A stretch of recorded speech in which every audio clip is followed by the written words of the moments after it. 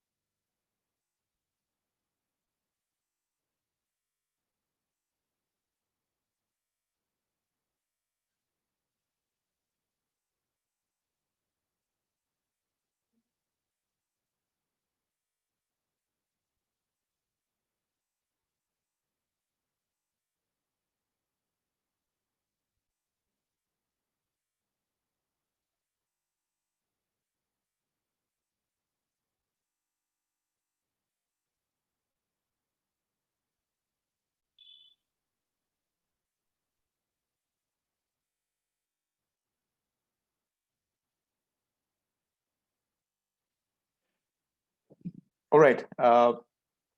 Great. Good afternoon once again. And we start our session for your T2 semester, where I'll be taking a course on corporate entrepreneurship and innovation. I think I have about 7 sessions. We need to finish it by December, and 7 sessions in all, which is about 21 hours. Yeah. So in terms of what we're going to cover, I think there will be a few chapters I will touch upon, and but a lot of it, I think there will be a lot more sessions devoted to two things. One is we'll try and get through a few case studies. I have about 5 or 6 which I can share today or tomorrow. which we can discuss possibly in we can schedule that in the forthcoming sessions. But one of the main aspects of an entrepreneur's journey is the development of the business plan. Yeah, since some of you all, or most of you all, I guess, are working professionals or are looking to upgrade your skills, and some of you all may have been entrepreneurs, or some of you all may have worked with entrepreneurs. So the business plan is really a very core factor in an entrepreneurial journey. And the next session we meet, I'll finish the initial few chapters and then focus on business plan and one more chapter, two of them, and then we'll, I think, split ourselves into groups where you can actually pick up a problem, pick up a problem statement, and see how you want to kind of create a solution and actually develop a business plan. And let's spend some time presenting it. Yeah, that will actually give you a whole new perspective of really understanding a lot about the way entrepreneurs think and why they think in a certain way. Yeah. Now, I think a lot of us really, sometimes even I wonder as to what makes entrepreneurs. I always used to wonder that are they something very special? Do they have a very special skill set which others don't have? Yeah. And the reason entrepreneurship has become a subject of learning is because I think a lot of not just academicians but also a lot of professionals want to really kind of demystify the fact that entrepreneurs are people like you and me, but all they have is a certain, I think, call it willpower, call it whatever. Yeah, that kind of, or a drive or whatever, that kind of gives them that little edge over others. Yeah. So before we go, I just thought we'll just let you know what we'll cover and what this entire syllabus covers. So there are 4 units. So obviously, the first unit will try and cover what is entrepreneurship, and under that we'll cover the impact of entrepreneurship, the mindset and the persona of an entrepreneur. What is corporate the world doing to really promote entrepreneurship, and some ethics and some ethical challenges of social and some highlights of social entrepreneurship. The unit two will cover the entrepreneurial mind, where we'll talk about. Well, I think I'll just kind of summarize these 4 topics into a lot more concise thing, where we'll talk about how they create ideas and pursue ideas, how they actually move towards an entrepreneurial venture, where do entrepreneurs get their capital from, and unit three will be ideas, opportunities. I may not really touch upon this, but or maybe just give it a very brief overlook. But key is the unit four, where the business plan will be discussed. Yeah, and then we'll do a summary of unit five, how to. So I'll try and maybe out of 7 sessions, within 3 sessions we'll try and finish all of this, and then balance 4 sessions we'll more leave it to case studies and also to really. I want all of you all to kind of participate in the business plan development, and we'll present it maybe in form groups of. I don't know how many of you all are totally there in this session, but we'll form possibly groups of 3 or 4 each, and then maybe you can take 2 sessions just to go through different business plans, where we actually create ideas and present it in a way that maybe possibly entrepreneurs would end up presenting it to venture capitalists and angel investors and whoever. Yeah. I don't have all of your email IDs, but if 1 or 2 of you all can become coordinators, because I guess it's a large class. I can see about 52 of you all here, and if 1 or 2 of you all can actually coordinate and help become coordination points, so that I can send you all the information and which all can share to the rest of the class. Yeah. I think That would be okay. there's a list of email addresses for this batch. Okay, In one of the emails that we got from the professor, where the groups were divided, I think I can forward that email to you. please do. If you Please can do. message me email address here.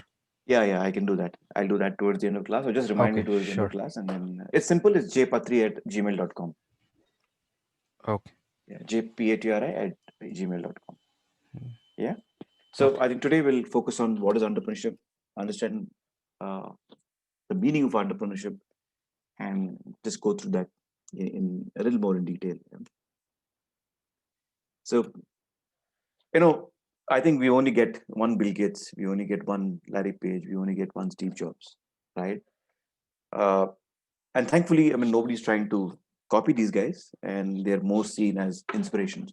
And then one of the reasons why uh, there's also theory around entrepreneurship is because when these people like them started the entrepreneurial journey, things were very, very different, right? Things were very difficult those days. There was not much access to capital. I mean, who would in the early days, even when I'm not while we focus on these people like Jobs or a Bill Gates or a Larry Page or a Sergey Brin, of course, was a little more recent.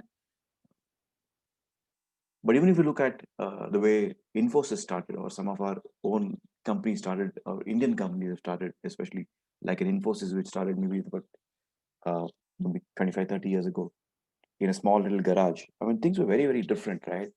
It God only knows what did people like Narayan Murthy and Nandan Nilekani and all of them really thought about before really setting up Infosys. So to unravel that kind of mystery, to go deep and to really understand is, I think, what this particular subject is all about. Yeah. So, like Jessica Heron says, you have to see failure as a beginning and a middle, but never entertain it as an end. And this is one of the things that entrepreneurs always do. Failures for them are learnings, and they never let it uh, really become the albatross that sits around their neck and keeps pulling them down. So, what is entrepreneurship? Yeah. There are different definitions. An entrepreneur is an individual who creates a new business, yeah, bearing most of the risks and obviously enjoying most of the rewards. Entrepreneurs who prove to be successful in taking on risks of a startup are rewarded with profits, fame, and continued growth opportunities. Yeah, but you must always one must keep in mind, and I've learned this in my personal experience of interacting and working with a few entrepreneurs. I've interacted with at least about 8 or 10, and I worked very closely with about four of them, 4 or 5 of them. Uh, Not all of them succeed. Okay, so out of every 10 of 20 firms that start off, maybe just 1 or 2 will succeed. So the percentage of success is very small, but that doesn't stop people from actually going out there and trying to make a difference. So there are, and once the perception, when the moment you say entrepreneur, there are a lot of perceptions that come about, right? Some of the things like, okay, how do these guys actually recognize opportunities when possibly, uh, you know, even during the COVID situation, when the entire country locked down, uh, there would be some people who would have seen this as an opportunity, whereas a lot of us would have seen it as absolute chaos, confusion, and kind of end of the world kind of thinking. Yeah, and this kind of perception also leads us to believe that there are aggressive catalysts of change within a marketplace. Right now, the entire COVID situation actually is an opportunity. Now, this opportunity has given rise to so many different people. Yeah, it could be some of y'all may have ideas that y'all want to take forward. Yeah, uh, entrepreneur is obviously seen as a hero. I mean, it always maybe 15 years ago, if somebody had come and told you so and so is going to be an entrepreneur, people would have looked at him and said, "Are you mad? How come you're leaving the cushy, at the end of the month or the 30th of the month when you get your SMS or an alert from the bank saying that you've got your salary? How come or I'm not saying 15 years is too recent, but at least about 20, 25 years ago, if people would have gone and told their friends or family that they're setting up something on their own, they'd have been seen as losers. Yeah, but today I don't think that's the perception. Today they actually see, oh wow, are you, and then what are you doing, right? They want to know more. And entrepreneurs believe that they can change the world, and that's why uh, they behave in a certain way. From an Indian context, I think entrepreneurs are seen as catalysts of change. They are, I think, in the current context, they are very key and a very important ingredient in revitalizing the economy. with a lot of job losses that have happened over the last 3 years, more so in the last 6, 7 months.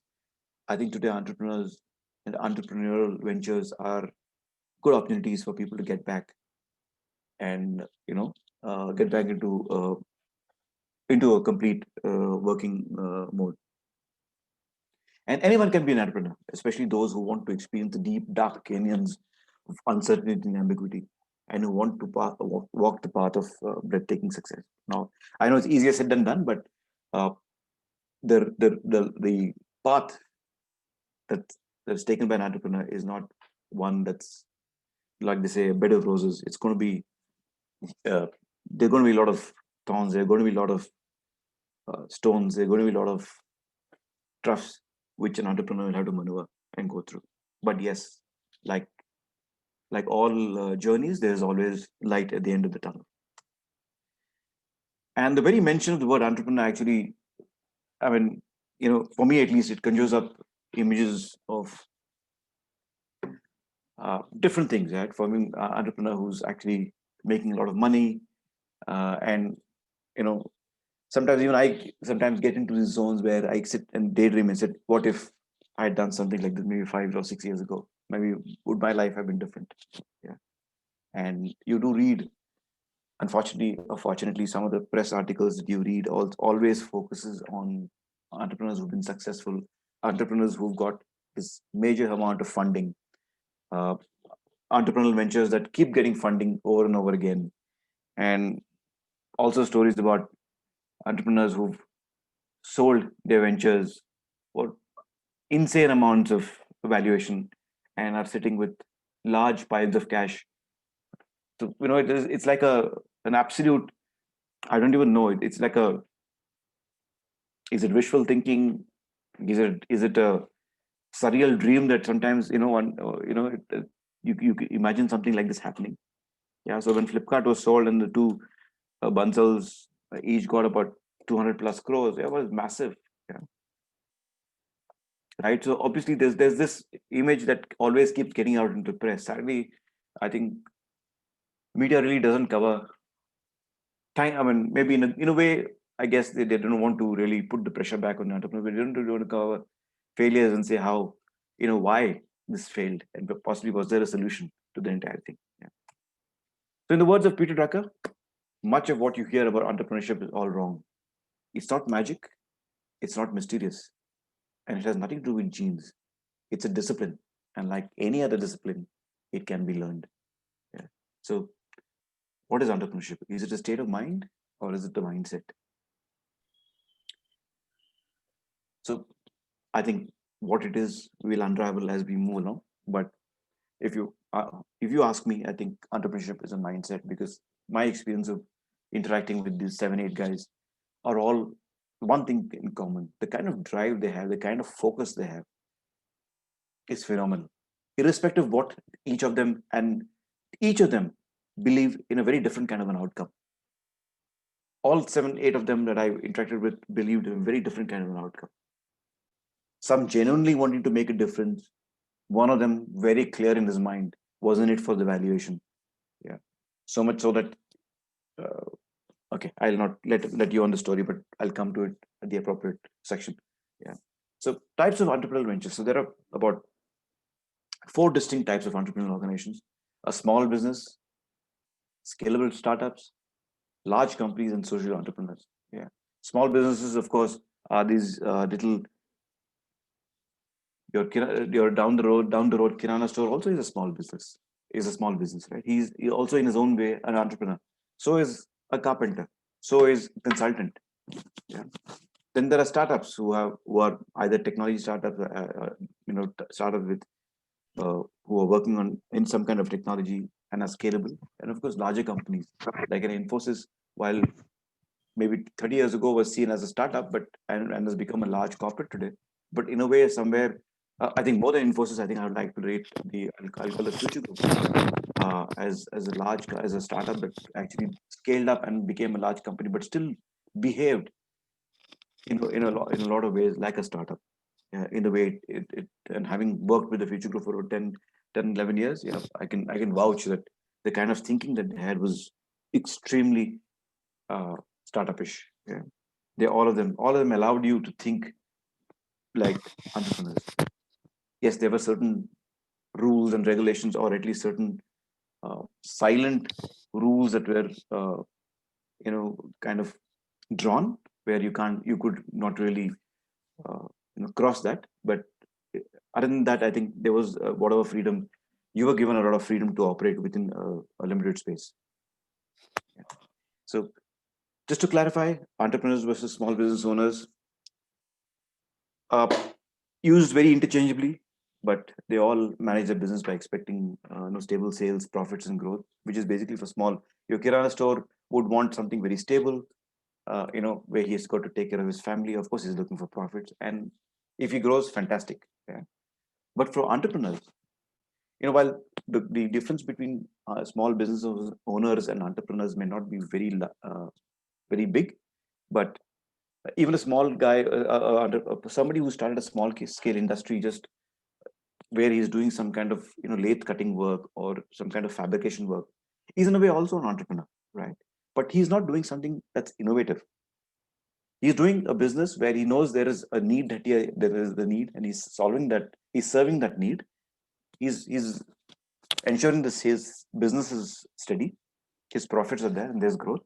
Whereas an entrepreneur will focus more on innovation. What can I do to solve a problem? And then, if I can solve it with the solution that I have, will it create employment? Will it create profitability? And then can I keep growing and I keep scaling? Yeah. So that, I think, is a really basic difference between an entrepreneur and a small business owner. Entrepreneurship mindset. Entrepreneurship is more than just make creation of business. Also, there is certainly an important facet. It's not the complete picture. Yeah. The characteristics of seeking opportunities, taking risks beyond security, and having the tenacity to really push through, through an idea to reality is I think takes a lot. It just takes more than spine, and that's why entrepreneurs, normally, very rarely will you find one person setting up a venture, a very innovative venture, and going it all alone. There's always a team. Why? Because you need that kind of support. It's not very easy to do it, on your own.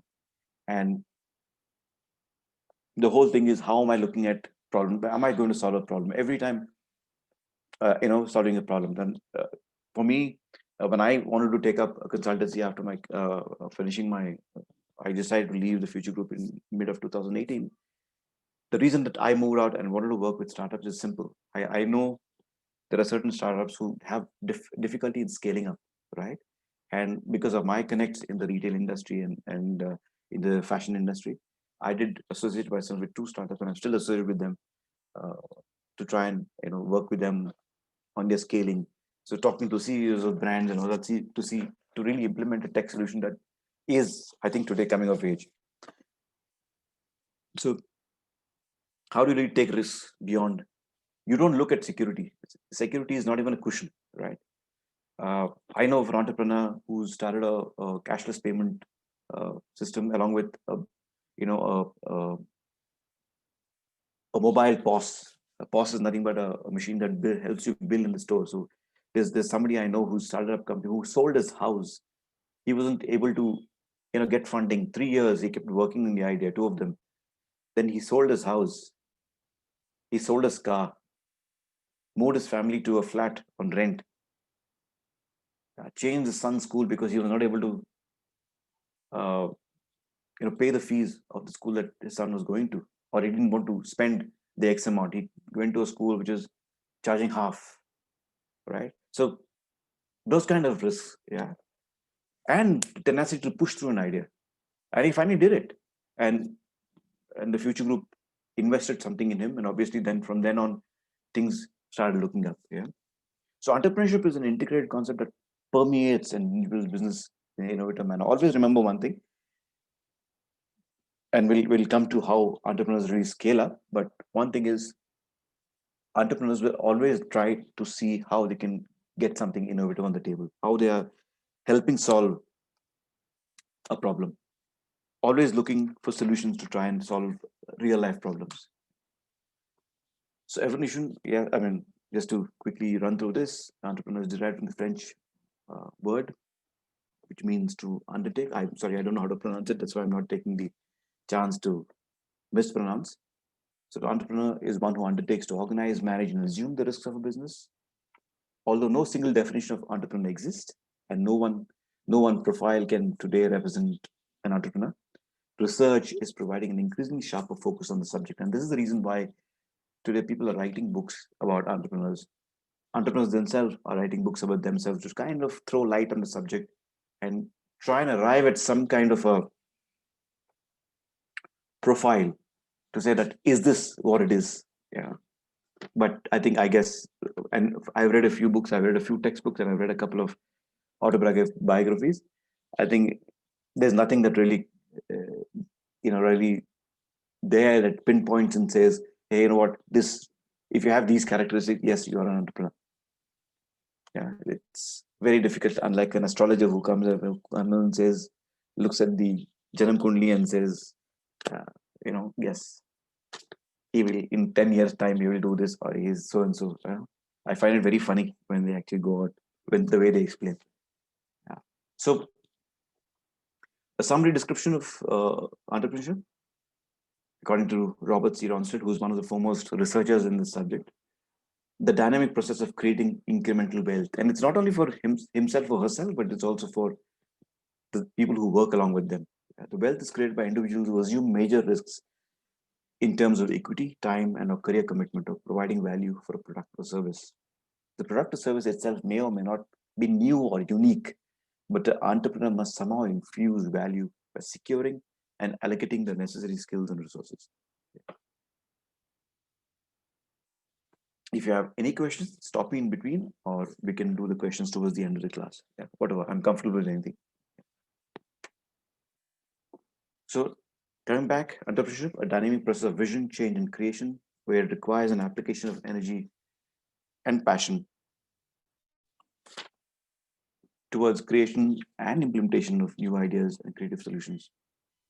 Essential ingredients include the willingness to take calculated risks in terms of time, equity of career, the ability to formulate an effective venture team, the creative skill to marshal needed resources, the fundamental skills of building a solid business plan, very, very important, and the vision to recognize opportunity where others see chaos, contradiction, and confusion. One of the startups that I consulted with, I think sometime in Feb, the moment the lockdown hit, of course, we were supposed to sign up 3 businesses in the month of end of Feb, but for some reason, the 3 CEOs suddenly turned around and said, hey, you know what? Things are not going well. We'll not do it now. That for that venture, which is bootstrapped and did not have any funding, could have shut down and said, we can't continue. But I think somewhere, and both of them, both the founders are just about 28, 29 years old. And I find them extremely mature in the way they think. I think both of them really, together, and of course, and I encouraged them to do that, is they came up and said, let's fight it out. Why lose the battle, or why give in? Who knows what will come of it? Yeah. And I know the 3 months from April, May, June was extremely tiring mentally, because they are based out of Delhi, so obviously the entire team was in Delhi. They had to give up the office. They sold the furniture to ensure that some of them were paid salaries. Some of the team members were paid salaries. I was in Bangalore, so we used to constantly be on calls. So it was very tiring, not just from attending calls, but also being, the kind of discussions that everyone was having, the emotions that were going around. Yeah. But I think if I look back at the last 7 months or 8 months, I think the journey has been terrific. I come of it to sign on in the last, from May onwards, when we started again going back and talking to businesses. Till today, I think we've signed on 6 very large brands, retail brands, where we're helping them, really see value in the customer data, and try and, how the solution actually helps drive innovative solutions. So it does require a lot of tenacity, by the way. Day in, day out, it's not easy. but there's a lot of fun. So there are myths that come about. Obviously, whenever you talk of entrepreneurs, always the first thing is, are entrepreneurs born? Yeah, or are they doers, not thinkers? But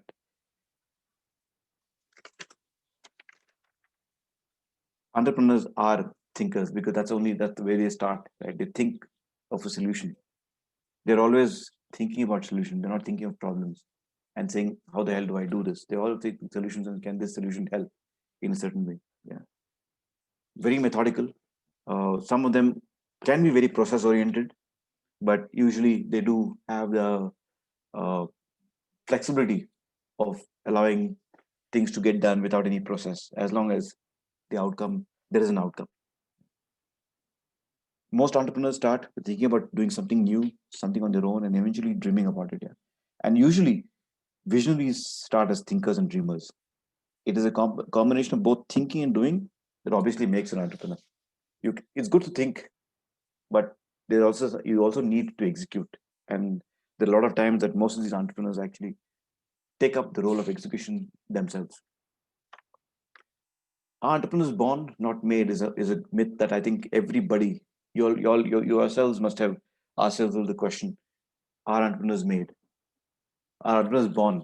Okay, are these people, because these people are very special? Are they really born like that? But no, I think uh, while you cannot, the characteristics of entrepreneurship or entrepreneurs cannot be taught or learned, because they're very innate. Yeah, there are certain characteristics which they're born with, which I think all of us are born with certain characteristics, right? It's just that how do we pick up those certain characters and use it to our advantage is what really counts. Yeah, and things like aggressiveness, initiative, drive, a willingness to take risks. Yeah, being very skillful in human relations, being able to negotiate. Not all of us are successful in negotiation, but there are some of them who are very good in negotiations. Yeah. So all of these skills, everybody has. Everybody is aggressive at some point. Some of them very visibly aggressive. Some of them very passively aggressive. Some of them, everybody has a drive, right? Depending on what you set your sights on.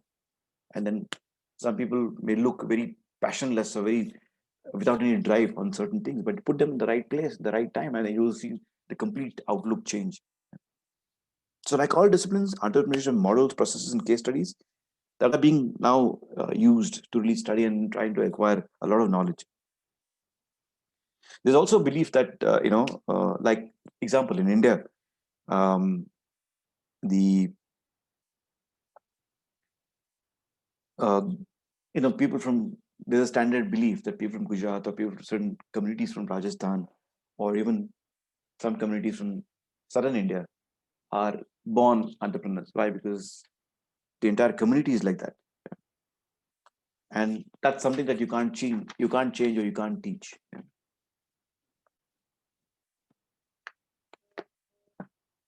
Entrepreneurs are always inventors. Well, I think not really, but entrepreneurs are innovators more than inventors. Inventors are very few. Inventors are geniuses. Inventors may be entrepreneurs, but not necessarily the other way around. Like this gentleman called Ray Kroc, right?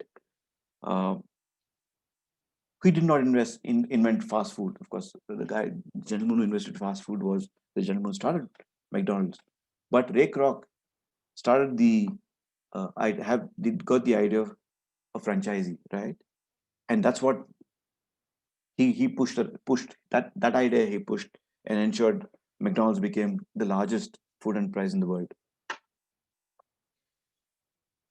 So large number of micro level enterprises were set up as a result of work done by uh, people like this, people who take a lot of innovation around and push it on. So, and in Ahmedabad, I think the Self-Employed Women's Association has done a lot of work to really, and the Grameen Bank is the other one from Bangladesh, who are doing a lot of work to try and really understand and actually use this and promote this kind of innovation amongst people. or in communities within their regions. Entrepreneurs are academic and social misfits. The belief that entrepreneurs are academically and socially ineffective is the result. Yeah, we all know, and those who have read the story of Steve Jobs or Bill Gates or some of those early century entrepreneurs, most of them couldn't complete education for whatever reason, right? But that doesn't necessarily give rise to the belief that you'd have to drop out of college to become an entrepreneur. I think that myth needs to get completely wiped out. In fact, in India, a lot of the entrepreneurs, if you really see, whether they are the people who started Flipkart or whether the people who started Snapdeal, even Ola founders, they all have a very profound education background to them. By the way, some of the early in the early 2000 and 2005, between 2000 and 2005, all those entrepreneurs who actually set up organizations, people like Kunal Shah of Free Charge, one of the Bansals who started Snapdeal, the two Bansals who started Flipkart, the other Bansal who started Myntra, all of them are alumnus of the IITs. Yeah, for whatever reason, I think was it that IIT pedigree that got them to you know that gave them that platform to push themselves, or did that offer a kind of a leverage? I mean, it would be nice to study and really understand. But I think that didn't stop from people who not from these very big institutions to also take up a career in entrepreneur. There are others who are equally, and there are quite a few of them who not from these premier institutes, but who have done quite well for themselves.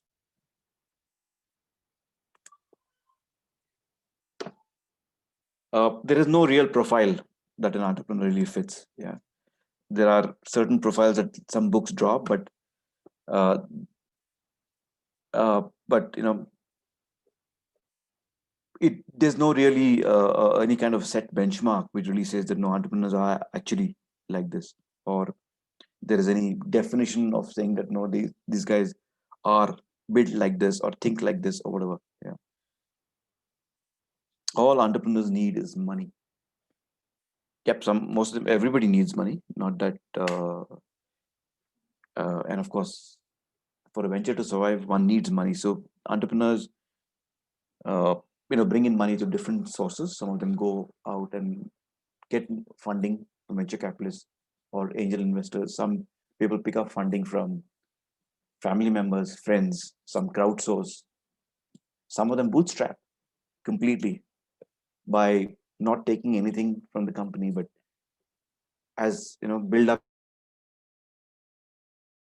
and ensure you start building a client base who can pay you that money upfront. So you can kind of create a little bit of a cash cushion as you go along.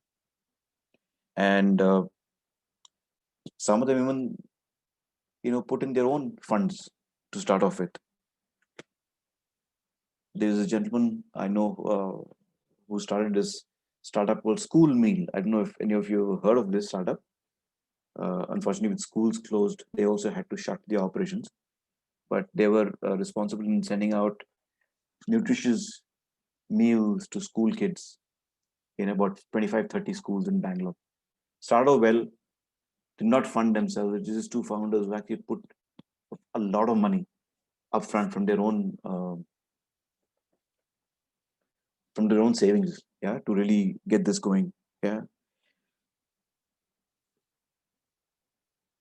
All entrepreneurs need is luck. Yes, luck is very important. Naseeb, as we call it in India.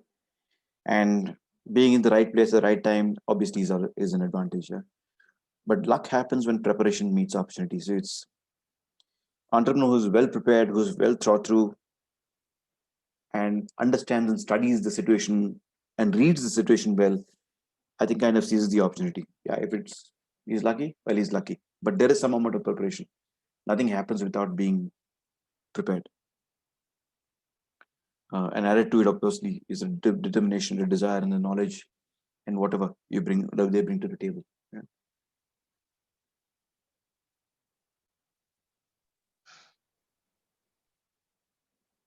Sir, I have one question. Yeah, please. Uh, just to understand that as startup needs lots of funding, Yeah. and entrepreneur definitely need to know how he has to get that funding and Yes. get his business done. So how like what is approaches people use to get this funding? We'll come to that. We'll come to that. I think when we do the business plan bit, Yeah, we'll touch upon that. There is and there's a section that I want to focus on is how do you really get funding. But sure. yeah, but obviously, to get that funding, there are two or three ways. Obviously, yes, one is you develop a business plan, go out and make a pitch to venture capitalist. Uh, the other one is reach out to friends and family who can invest. Put in your own savings. There is one like the gentleman who started this mobile POS and cashless payment facility for stores. He sold his house to fund it. Initially, he started was not going anywhere. He sold his house. He had a beautiful 4-bedroom bungalow.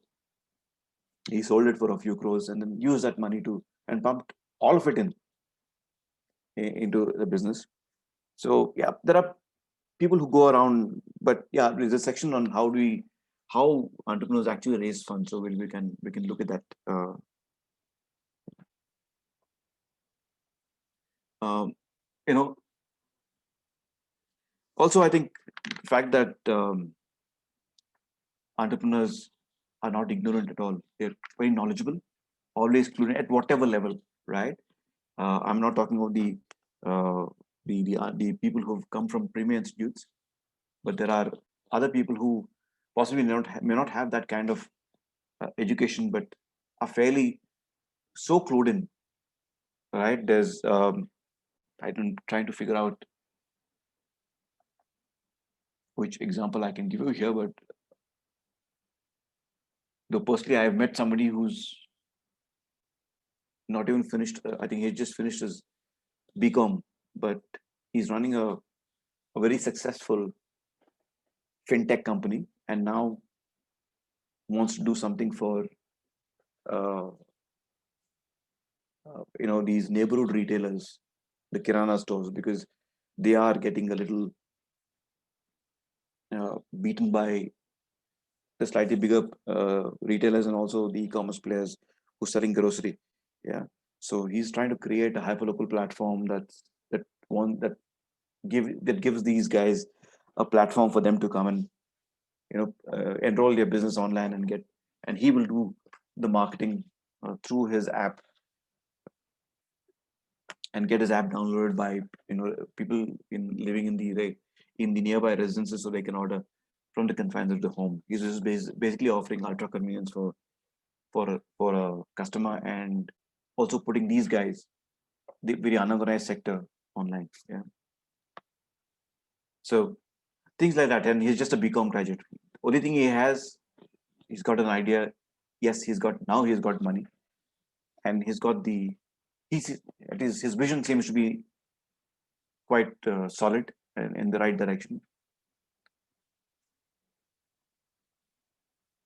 Uh, you know, and obviously he's willing to fail. Yeah, I think the question that I asked him was, "What if you don't succeed?" He says, "That's okay. I'll at least I've tried. I tried to create a difference. I tried to create something that would help." Now he's not worried about making money. The fintech company is making enough money for him. Yeah, he says, I personally don't want money, but I want to do this. Though he doesn't want to call it a social entrepreneurship venture, but at least he wants to make a difference to society. Yeah. Uh, so he's fine. He says, if I fail, it's fine. It's okay. But I know I'll fail once, I'll fail twice, but third time, I'm sure I'm going to succeed. Yeah. So the myth that entrepreneurs seek success every time instead of failure is also, and like I said, out of maybe 10, just one may succeed. And that's how also venture capitalists fund when they actually put in the money, also look at that formula and then accordingly, give out their money basis what they think will really convert and kind of become a success. And yes, while entrepreneurs are risk takers, they're definitely not gamblers. They know how far they can go, how far they can really they want to go or they can go, and try and keep the risk very calculated so it doesn't really impact anybody around. So entrepreneurship theory has been developing 50 years, a study. All of this is what they're trying to do is really get a study done to really understand the process and the practice. In the new millennium, there's a need to have cohesive theories to better understand this field and the study of one concept, because entrepreneurship is very interdisciplinary. So an entrepreneur or a set of entrepreneurs, group of entrepreneurs, may all three of them may be technologists, but all three of them have to understand money. If they not, they'll learn about understanding finance. They also have to learn about understanding marketing. All three of them, if there's a team of three entrepreneurs, I'm just giving you an example, they also, all three of them will have to be good people managers.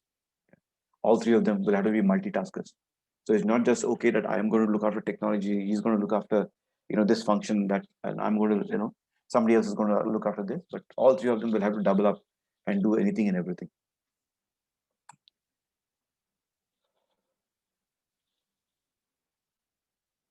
Yeah. So there are two major uh, schools of thought that really comes about. One is something called a macro view and a micro view. Uh, the macro view is really where there's a highlight on the broad array of factors that relate to success or failure, and this also includes external processes for which there's no control. Yeah. Whereas micro view is looks at a little more internal thinking process on processes that are more in the control of the entrepreneurs.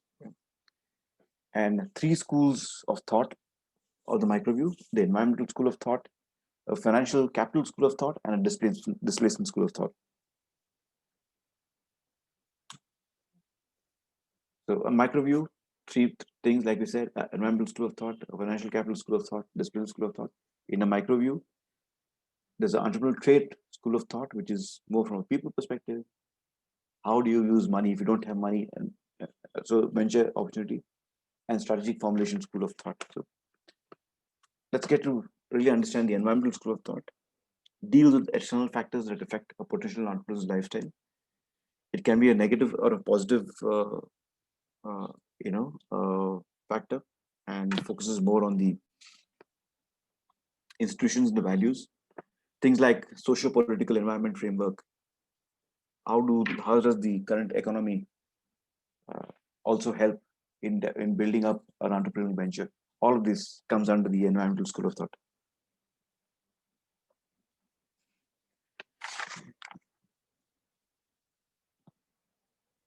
So in like they say, in India, people born in certain communities like the Marwadis in Rajasthan, or the Shetties of Mangalore, or the Pais from Mangalore, or the Gujaratis, right? They always believe that uh, there is a belief that the entire communities themselves act as influencers to set up and to actually influence the people to really take up entrepreneurship, because the entire community is like that. They've not never lived as work. Most of them don't believe in working for somebody else. They believe in setting a business where they can actually drive employment. Yeah. Also, things like how friends and relatives can influence the desire to become an entrepreneur. So, like Gujarat, yeah, right? Right from the time that a kid is born in a Gujarati family, there is the thinking that's seeded in. They're made to think like that. They're made to think on a lot more. Their thinking is more driven towards business and kind of understanding the values of business. It's not a bad thing, but nor is it. I mean, I don't know if it's a great thing either, but it's nice. But because I guess it kind of gets them some kind of grounding levels. By the time they are, they finish the schooling and they move into a little more adulthood, and they go into adulthood, the kind of thinking itself kind of gets scaled on. So they always kind of focused on uh, some business that they want to start with. It could be continuing the family business and expanding, or it could be setting up something new, which the family is willing to invest in. And in India, I think since there's a lot of examples like this, and by the way, the Bansals are also Marwadis, right? So there is, that little bit of legacy thinking also that's there. So because in India, there's belief that entrepreneurs, or at least entrepreneurs, believe this that spirit comes from family or the community that they're in. Yeah, so just to give you a little table, so if a entrepreneurial venture is in the startup or an acquisition stage, what are the kind of funds that are required? They could be seed capital, which is a very small amount just to start off the business. Um, uh, or other venture capital sources. If it's an ongoing business, then it could be cash picked up from it could be investments received through friends and family, or even through venture capitalists, or depending on the stages. If a venture capital is either declining or succeeding. So if it's succeeding, obviously there is somebody who wants to come and buy in, like what Byju's did with White Hat Junior, White Hat, right? So they came in at a time when it was kind of scaling up, and then they bought it out for 300 crore. But there are times when a venture also will be picked up when it is declining. Why? Because the guy who's buying it may see some value or spark or things that there is a benefit in picking this up and actually possibly changing direction, which maybe the current entrepreneur is not able to, uh, think of, and actually make it successful. Yeah. So from a financial capital school of thought, I mean, what are the kind of uh, uh, you know uh, thinking that really comes through? So it's all about thinking of what kind of capital is required for each of those entrepreneurial ventures. So seed or growth capital, depending on at what stage the venture is in.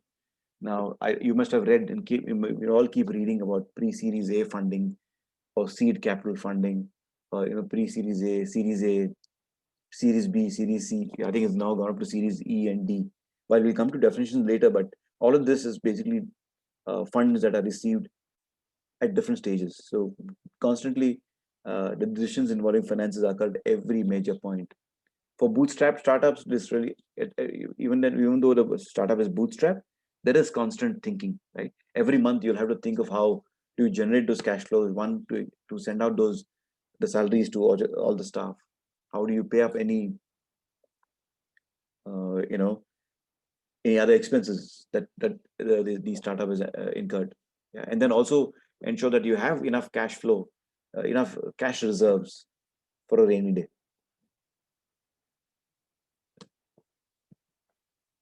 So displacement school of thought is nothing but when it focuses more on the negative side of it. So what kind of displacements are there? Political displacement.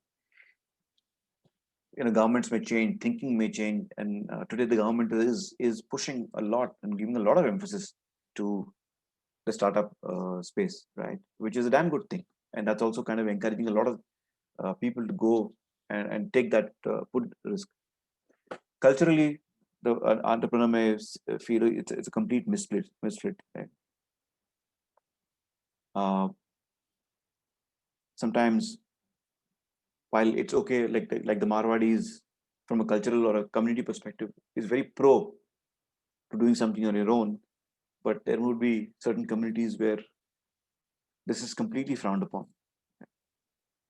So is these things that can pull the entire spirit of an entrepreneur down, or the recession, or a situation like COVID created huge economic displacement, right?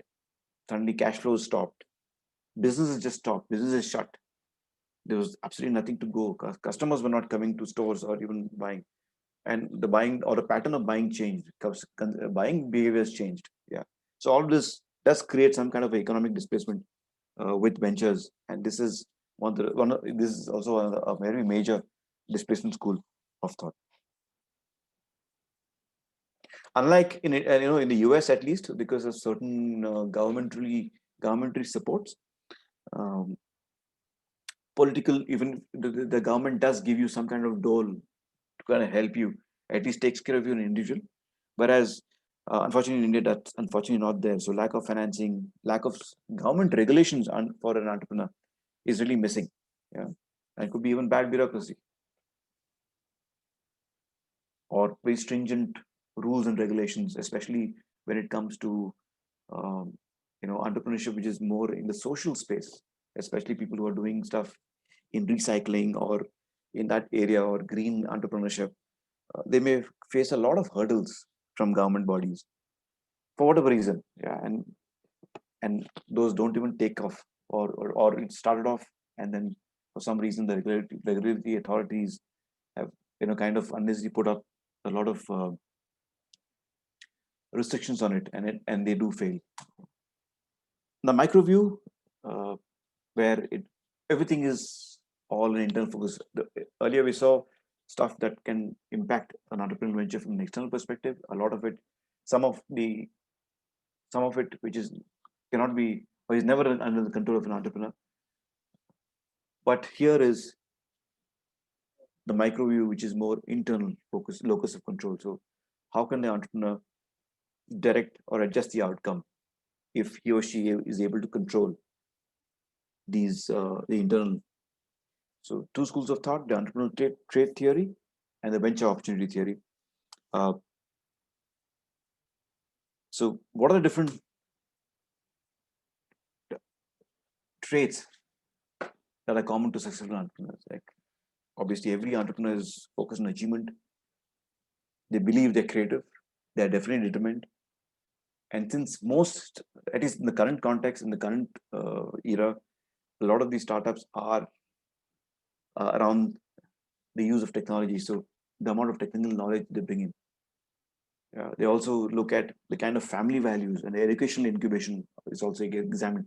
This is where maybe being an IIT helps, because from a venture capitalist perspective, for some reason the venture fails, and if the deal is such that the entrepreneur has to pay back the venture capitalist or pay back the guy who's given you money, as an IIT, I have far better chances of finding myself uh, a pretty high paying job, which I can go into and then uh, cushion myself in two ways, and also take care of the fund, the money that I've borrowed.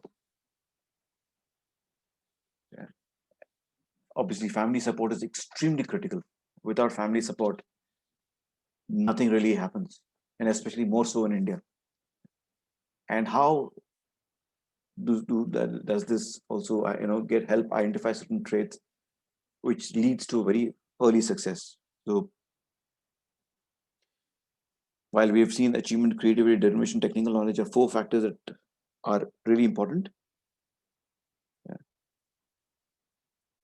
Yeah. But also what people are really finding is today, new programs in education development is also seen as is also being seen as an increase, where they're actually finding that this is actually helping in the development of entrepreneurial ventures, not just entrepreneurial ventures, but also giving the entrepreneurs or wannabe entrepreneurs a pretty solid base.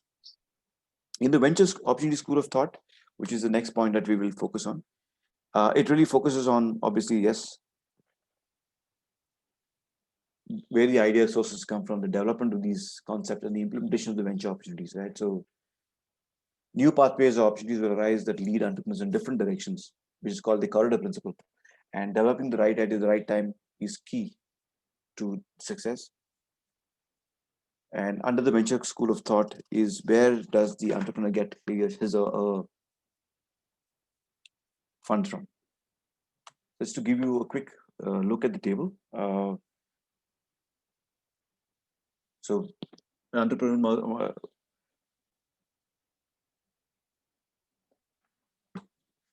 sorry, just taking a sip of water. Just give me a second.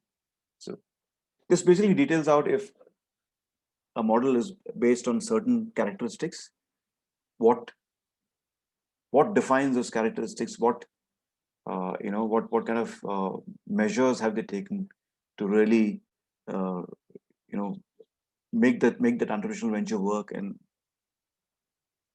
what really drives them. So that's what this really table really focuses on. So if the model is of a great person, then definition is extraordinary achievers. Measures are personal principles, personal histories, experiences. So questions that could be asked around this: what principles do you have? What are his achievements? What are the values or value systems that these guys have that allow them to behave or work or create that allow them to work in a certain way? Another school of thought is that uh, new pathways or opportunities will that arise where opportunities when they arise, and the kind of taking this forward and being able to implement this is also a trait that's being really studied, and trying to kind of arrive at the fact that it's not just luck, but what does it really take for a really startup to really succeed.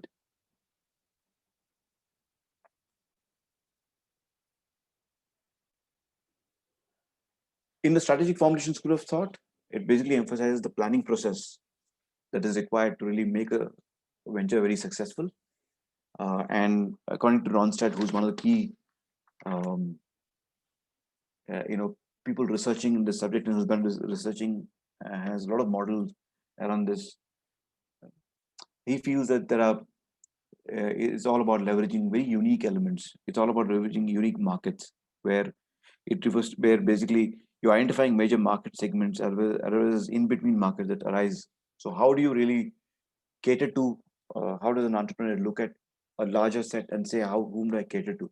And I find that little niche, which which entrepreneur can target and create his successful venture there.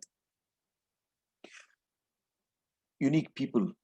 And when it means great chef, what does it mean by really saying great chef strategies? Is what are the kind of skills and talents around which a venture is built? So if there is a team of 3 entrepreneurs who've creating a venture, what are the skill sets that each of them brings to the table? And in addition, what kind of skill sets are required to help make the venture? The 3 of them just can't build a venture on their own, right? They need people, they need others to also come about. They may not be founders or founding partners, but they're also part of that entire dream or that vision. Uh, what are the strategies required? What are the innovations required that kind of that can really encompass the new thinking or targeting the new markets? And what are the resources that are required, right? In terms of what do I need in terms of my uh, in terms of resource planning? Do I need land? Do I need capital? Do I need labor? All of this needs to get thought up and kind of built over the long term. So some of the things, in India, I think there was a research done some time back by one of the premier institutes, and they found that in Indians, um, people from the Agarwal, Jains, and the Brahmin communities were very high. So a high percentage of Agarwals, Jains, and Brahmins were entrepreneurs. Yeah, 60% of entrepreneurs had no prior work experience at the time of starting the enterprise. So this is, I'm obviously talking. This research was done a few years ago. When I say a few years ago, maybe sometime maybe 30, 35 years ago. The candidates who were started off these entrepreneurial ventures were in different occupations before they applied for financial support. Around 30% of candidates' parents were employed in government, breaking the myth that children of government employed don't take up entrepreneurial ventures. And if you look at the background of I think one of the Bansals of who started Flipkart, his parents were both government employees. I think they were Delhi based, and finally he went to IIT Delhi, and from there went to the US to work with Amazon, where obviously a lot of learning did happen.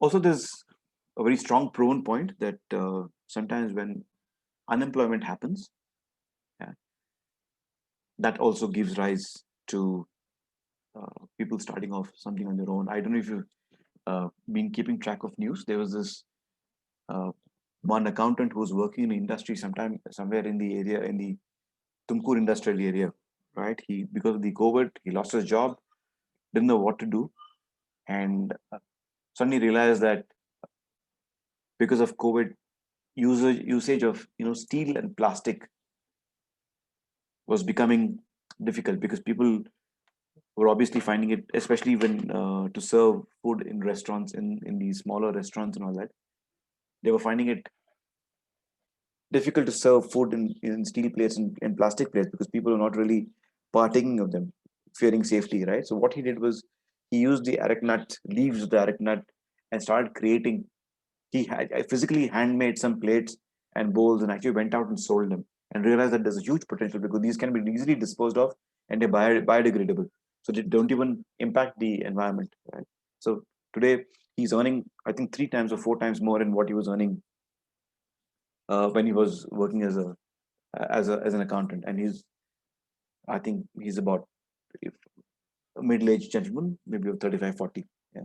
So sometimes opportunities can come out of certain uh, mishaps that happen, and family support and easy available financial assistance from banks also kind of help in kind of ensuring that the the entrepreneurial venture has can really see a light of day. So in terms of a school of thought summary, I think knowledge and research is emerging. So there is a lot of study being done to really understand who and how these entrepreneurs think and where do they come from, how they behave.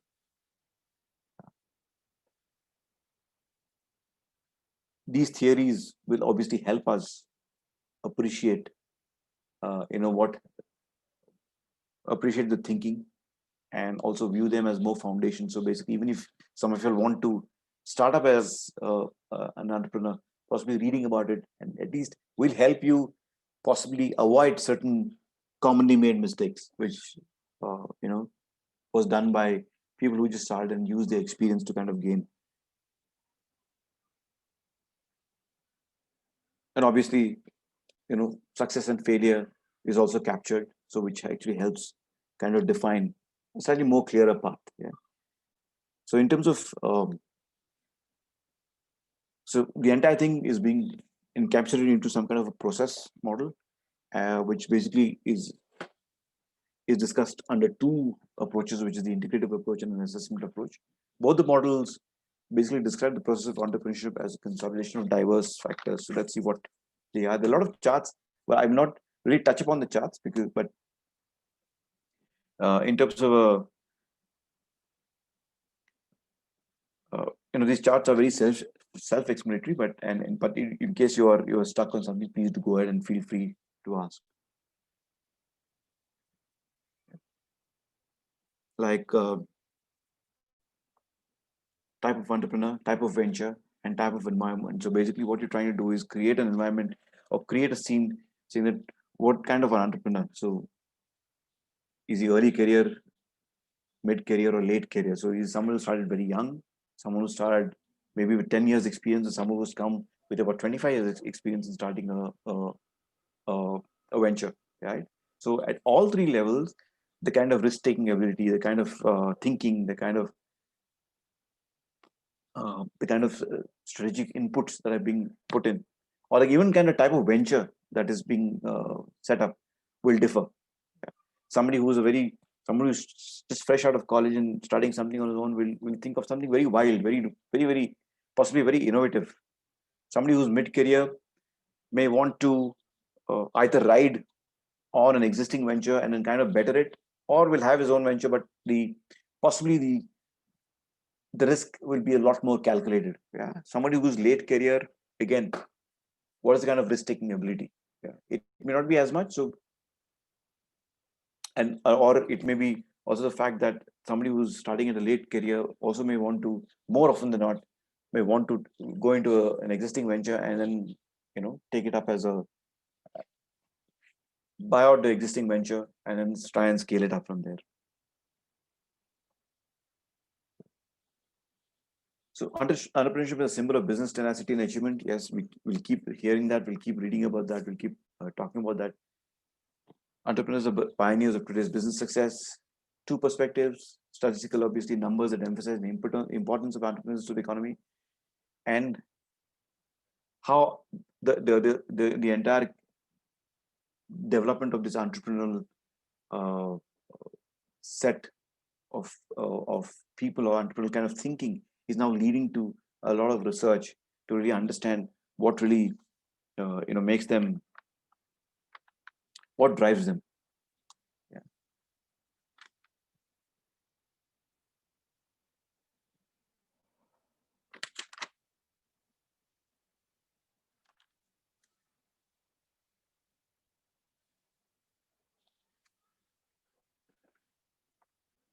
So just to give you a quick perspective of new business incorporations average about 600,000 per year over the last decade. This is, I think, across mostly in the US.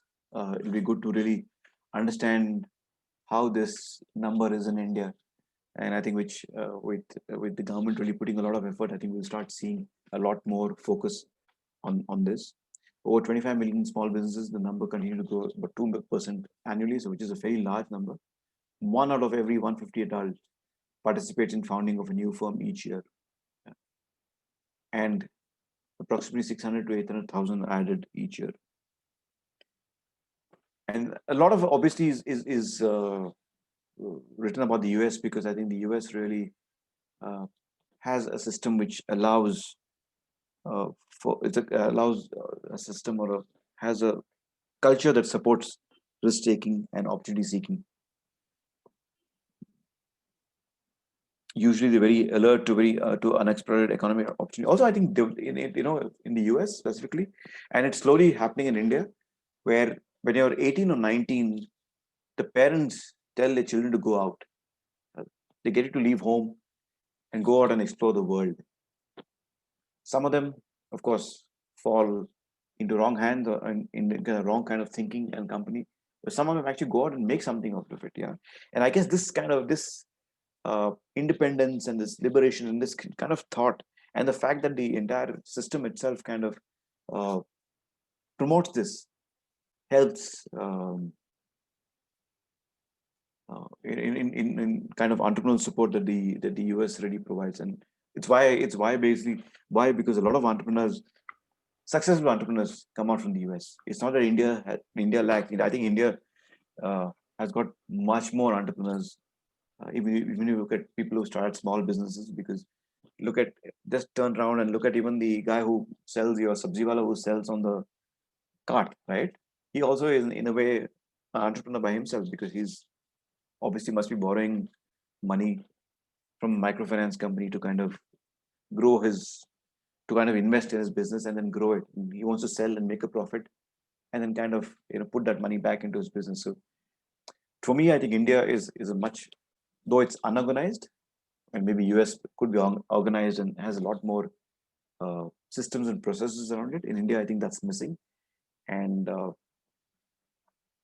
but only thing, and the difference being in India is the entrepreneurial ventures which are a little more on technology focused or a little more on agri-tech focused, and a little more and there's only a smaller number, I think, which is more in the organized space. A lot of the entrepreneurial ventures in India are in the unorganized space, given the diversity and the largeness of the land.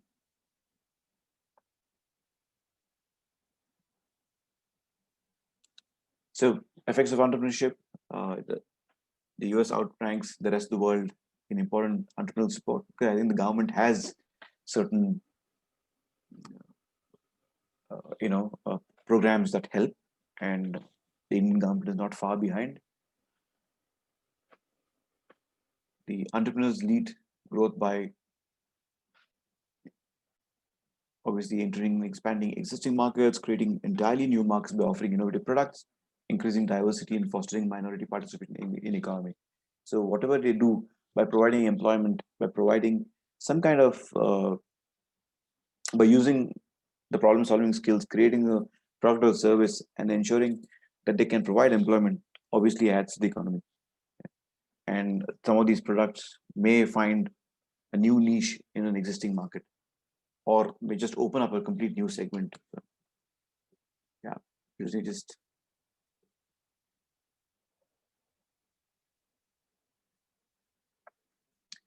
just an understanding of what gazelles are. Yeah, let's kind of skip this. This is something that you guys can look through it, but it's more, gazelles is not really relevant to India, but it's more a US concept that, and gazelle is also, how many of you know have heard of agile thinking, the concept of heard. agile? We have heard of it. We have Yeah. heard about it. Yeah, we have Some heard of you all of may it. even, yeah. So I think gazelle, agile really is a offshoot of, gazelle. Sorry, is an offshoot of the agile way of thinking. A gazelle is supposed to be one of the fastest animals on earth. So Hi, sir, Mahesh here. yeah, Mahesh. When you say gazelle, that means what we studied in Agile? No, agile is a way of thinking. Agile is a way of doing planning your resources and planning your work. But I guess gazelle is more from how startups really, from start to where they grow, Scratch. how quick, from scratch to how quickly they can scale up. Okay, cool. Yeah, so I think that's more the age of the gazelle is the speed, basically. Because gazelle is all about speed, right? It's the fastest animal. So innovation, growth, survival. So it's just that. Yeah, Agile was more of. I think agile is more. I've just gone through a training on that, but it's more, I think, in the area of resource planning and resource planning. Yeah. yeah. Okay. How many of you? A lot of you are from IT background. I am purely IT, sir. Oh, okay, that's why you're more familiar with agile. Mostly yes, sir. Yeah. Yeah. Okay. Agile is a product management, more into product management. How do you manage the, how you Resources. want to scale the product, how you want to utilize your resource planning also comes into agile, Okay. and Okay. and fast thinking as well. Oh, okay. Okay. Interesting. Yeah. So I guess they've kind of taken the learning from agile, and kind of used it to create this gazelle theory.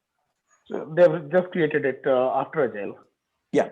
It's gazelle theory is very new. Agile, I think, must be 25, 20, 30 years Agile old. is old. Agile is very old. Yeah. Thank you so much. Welcome. I wish we were in class because it would give out, the interaction would be different.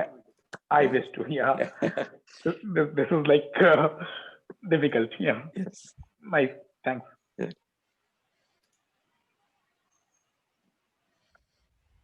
So I'll take I may go silent after a few minutes. It's just that Absolutely. yeah, my throat goes dry and then kind of. Please take your answer. Yeah. That's fine.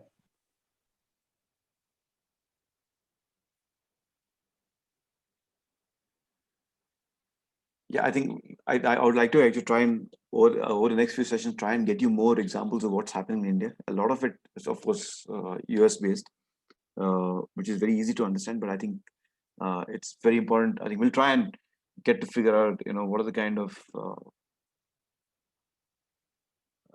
in the entrepreneur ventures in India, how basically they are doing, and we'll try and possibly in the future sessions try and really kind of possibly analyze some of them to see where, from whatever little we know from the public domain as to why these have done well, why this, yeah.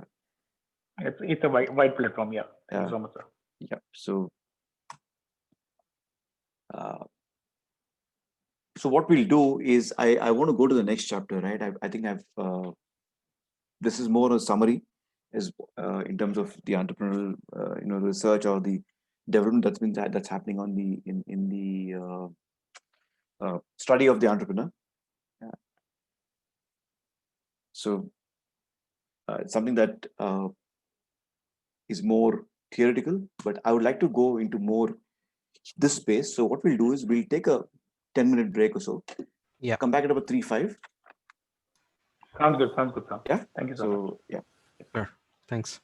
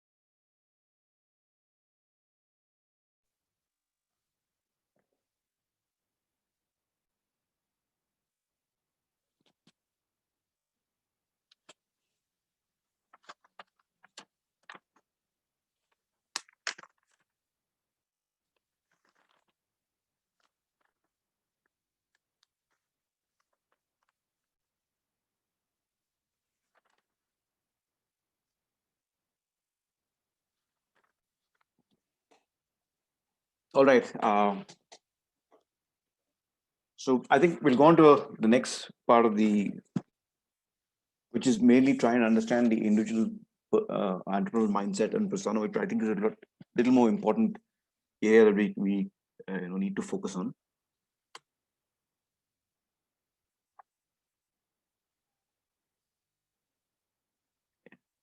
So basically, really, what do we need to understand from this chapter is understand the entrepreneurial mindset and personality. How do we really pick up those information sources which are used in profiling? Identify the most cited characteristics found in successful entrepreneurs and we'll discuss those in detail. The dark side of entrepreneurship will kind of focus on those. What are the risks and major causes of stress for an entrepreneur? And understand and examine what does motivate them. So I think the canvas today is really broad and it's like open. Today, I think individuals are willing to take the risk to start their own ventures. Yeah. Age is not really a factor. I think today, if you have have the ability to take that calculated risk, if you know you're able to kind of ensure that certain basic needs are met, age I think doesn't really become a factor. And then while entrepreneurs have always been or always imagined, everybody imagines entrepreneurs to be very young and very raw and out, especially fresh from college. But in India, 40% of entrepreneurs are around 35 years of age. So it's a fairly good age where they have a bit of, sizable amount of work, at least about 10, 12 years of work experience behind them that acts as a cushion. Also try and understand what motivates them to choose a career in entrepreneurship. And is it because corporate life isn't as motivating as what it used to be? So what is an entrepreneurial mindset? I think basically it's a set of skills that enable people to identify and make the most of opportunities, overcome and learn from setbacks, and succeed in a variety of settings. The mindset also includes elements associated with the dark side of entrepreneurship. And there'll be a lot of focus on dark side. In fact, one of the case studies that I will send to you all is about the dark side of entrepreneurship. So who are entrepreneurs, right? While we have a lot of definitions for the people of today based on different age groups, but I think basically who are at whatever age they are, whether they are the millennials or Generation X or Generation Y, which is the more or Gen Zs as the more younger audience is being called, all of them believe in one thing, that they're agents of change, that they are catalysts who want to transform something. It could be something physical, it could be something natural, it could be something that where whatever they do has an impact on society. Yeah? So what are the transformation? In the modern era, I think entrepreneurship and entrepreneurs have been considerably demystified. They're basically seen as people who are risk takers, mainly calculated risk takers, who basically travel slightly less, who travel paths which are not normally taken, spot opportunities, and how do you really exploit those opportunities and actually monetize those opportunities. In the early years, there were four. I think the early initial days of the study, four schools of thought were looked at. One is entrepreneurship from a very religious point of view. So here, family and societies, how did it also kind of act, or how did it influence entrepreneurial thinking? The existence of economic opportunities and incentives, and of course, the great importance of given to the managerial bit of the entire thing. Yeah.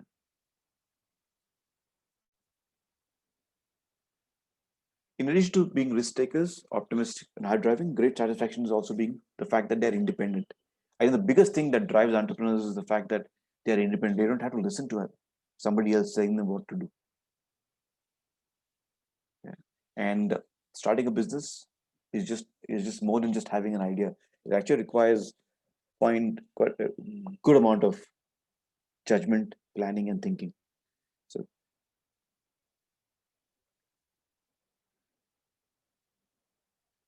they are driven by intense commitment and determined perseverance, huge levels of desire, of integrity. Very, very important in an entrepreneur. They have to be extremely transparent, not just to their team, to the customers, but to themselves. Yeah, they use failure as a learning, and they know this failure could be caused by many reasons. The fact that some of them could be inexperienced, they may not be competent enough to handle certain situations, or there are certain external hurdles that come out which they're just not able to cope up with. In fact, one of out of the four schools of thought, uh, it is just believed that certain religious did not encourage entrepreneurship, but I think that was proved wrong, and it's been challenged and proved wrong. The other thought was the family and societies. So yes, there is some amount of truth in that, because uh, certain communities, certain families do encourage people to really go out and do something for themselves on their own. The third school of thought was the existence of economic opportunities and incentives, so which are also basis for entrepreneurship. So the one thing that's going to happen, and I know for this, well, I can't put this in blood and give it as a confirmed, but there's one thing happening, and you're also already reading about it. A lot of large businesses that are there will start fragmenting into being smaller ones, and that's one of the reasons why I think the thinking of the concept of agile, or the concept of being a gazelle, is coming back. Especially agile is IBM is already splitting its business. I think the cloud business is being spun off to something else. A few years back they sold off the personal computing business, to Lenovo, and now I think they're taking the enterprise division, and I think doing something to that. So what they're doing is trying to create smaller components of a larger enterprise, because there is a need to be extremely quick. The current environment is such that you need to be very quick. You don't have to be perfect, but you have to be very quick and very uh, uh, understanding of customer problems and solve it very quickly. Yeah, and I think that's going to help a lot of the smaller successful help good smaller entrepreneurial ventures to really succeed, because these guys can actually step in, go solve a problem, and step out as quickly as they kind of even set up the venture. So that's going to be a big I think next 3-4 years will kind of start throwing light on that.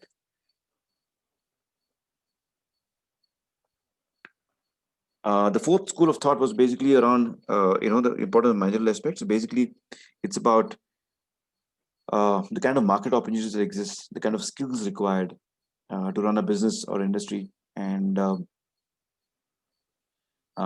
also a number of people who want to are inclined towards entrepreneurship. And today, I think 10-15 years ago or 20 years ago, no college, no management college, not even an engineering college taught or took up the subject of theoretical subject on entrepreneurship. So today, there are, I think, umpteen number of institutes are doing that, who are actually adding a lot of value, including, I think, Dayan Sagar.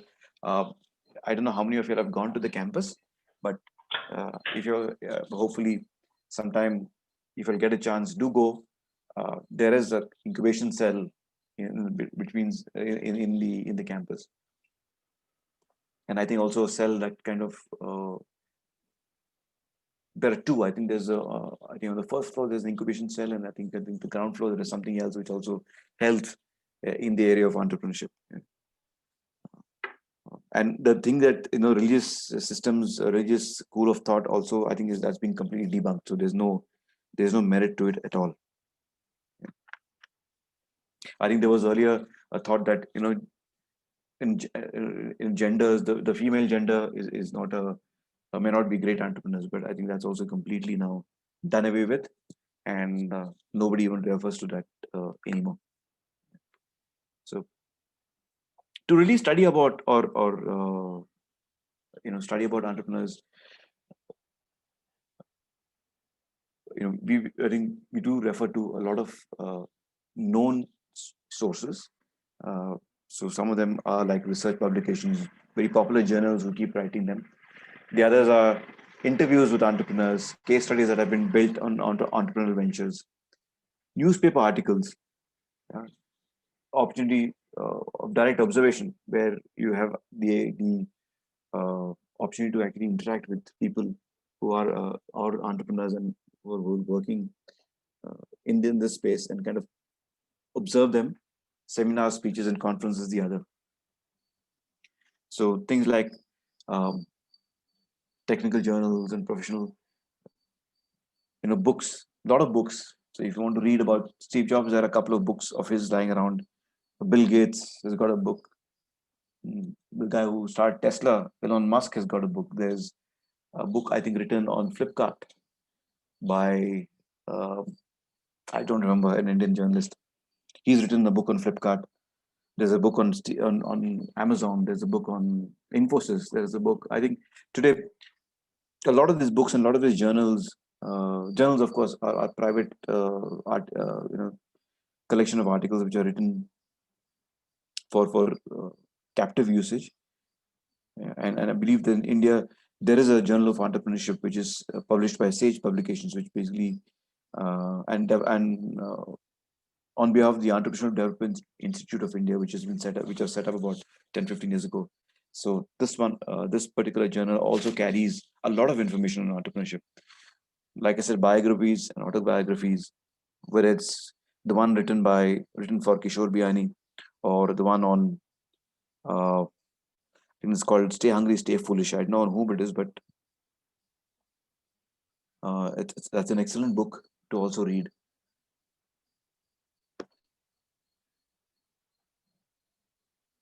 And of course, if you type in an entrepreneur's name, there's enough. Wikipedia will throw up some information about an entrepreneur and give you some amount of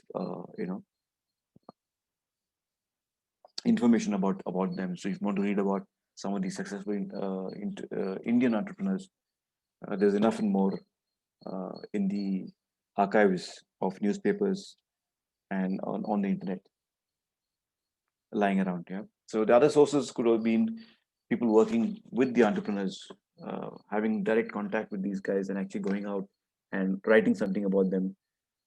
Interviews done with entrepreneurs. There are opportunities to shadow, survey, and also develop case studies. And you may also attend, the third source could be the fact that you're attending a seminar or a conference where certain entrepreneurs come and speak and share their experiences. So it becomes one way of learning from them. The other one is some of the universities have incubation cells, like the one Dayanand Sagar has got, or the most popular one, of course, is the NS Raghavan cell at IIM Bangalore, where entrepreneurs would come and share their knowledge and work and kind of spend a day with the people, with the teams at the incubation cell, and kind of share a lot of expertise, which at very close quarters. So it's a great learning and great trying to understand what really drives these guys. Yeah. So common characteristics associated with entrepreneurs. One of the key things that most of those try to find out is what are these characteristics that entrepreneurs have that make them, or at least make them behave very differently. Yeah. And every literature that you read, and you start looking at certain words, you'll kind of pick up very common. There's a lot of commonality that that is found. Things like commitment, determination, perseverance, the drive to achieve and grow, opportunity and goal orientation, taking initiative and personal responsibility, persistent problem solving, realism and a sense of humor, seeking and using feedback, internal locus of control. So basically seeing what are the things that they can control, what are the factors that they can control from their side, how can they take a calculated risk, and even seek risk but know the perils of going possibly beyond a step beyond. Low need for status and power, very critical in an entrepreneurial this thing. Or some entrepreneurs think that the moment they get there, there's a need to exude power, and that kind of kills everything, integrity and reliability. And plenty of studies are done. I mean, there is a lot of research being done continuously, and some more things have been added on, like self confidence and um, dynamism and agility, patience, ability to influence people, fast decision making. You take a decision, make it fast, but the right decision. you know. And then, if the decision is not right and you fail, how quickly can you come back without really letting failure disturb the balance of the entire equation? Uh, I am Ahmedabad also did a study sometime 30, I think 40 years ago, and that's been also tabled here for understanding. So some of the things that are coming out is very very common, again, sense of efficacy, achievement, need for influencing others, you know, calculated risk taking, openness to feedback and learning from experience. High expectation from employees is a good thing, but also can become very detrimental, because when you have an expectation from somebody and they don't meet it, then it becomes a bit of a problem. A lot of problems, actually. Concern for society, yeah, especially if you're in the social entrepreneurship space, dignity of labor, and I think saving for the future, I guess, is basically uh, trying to see how they can build enough, resources for future, mainly from a family perspective. Uh, some more that we can refer to: so confidence and energy. I mean, maintaining a positive attitude, maturity, efficacy, being aggressive, but yet not being able to use it, that aggressiveness shouldn't hurt your teams, egotism, profit orientation. So enough and more characteristics. I think if you goes to about, I think 50, 60 unique ones that one can really pull through looking at all of these. But I think the other things that I've added here, which are not covered in any of the researchers, is the need to be empathetic.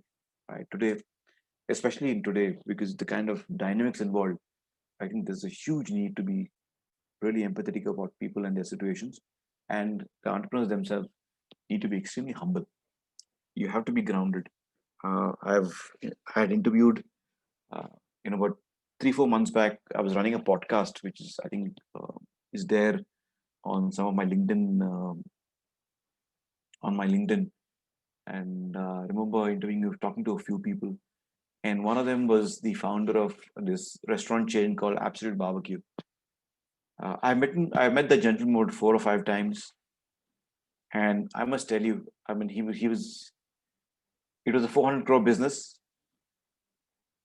in terms of turnover. I think he himself, at the personal wealth level, must be at least about 50 to 80 crores. But I have never met a more humble person than him. I mean, during the discussion, I remember when I first met him, all the while he was standing and I was sitting. Yeah. And he was addressing me in the most, of course, he's from Lucknow, and then uh, Lucknow, people of Lucknow have got this very beautiful way of kind of showing respect through the language. And I did, and well, after 10 minutes, I was completely embarrassed, and I had to stand up and tell him, what, you should be sitting and I should be standing, because that's how I told him he was. Uh, I think his humility really set an example for me, and I said I something that I would love to learn. So much so that when the lockdown happened, and of course the restaurants were the first thing to get hit, and they closed, none of his staff, believe you me, none of his staff left him, even though he said, I don't have the money to pay you.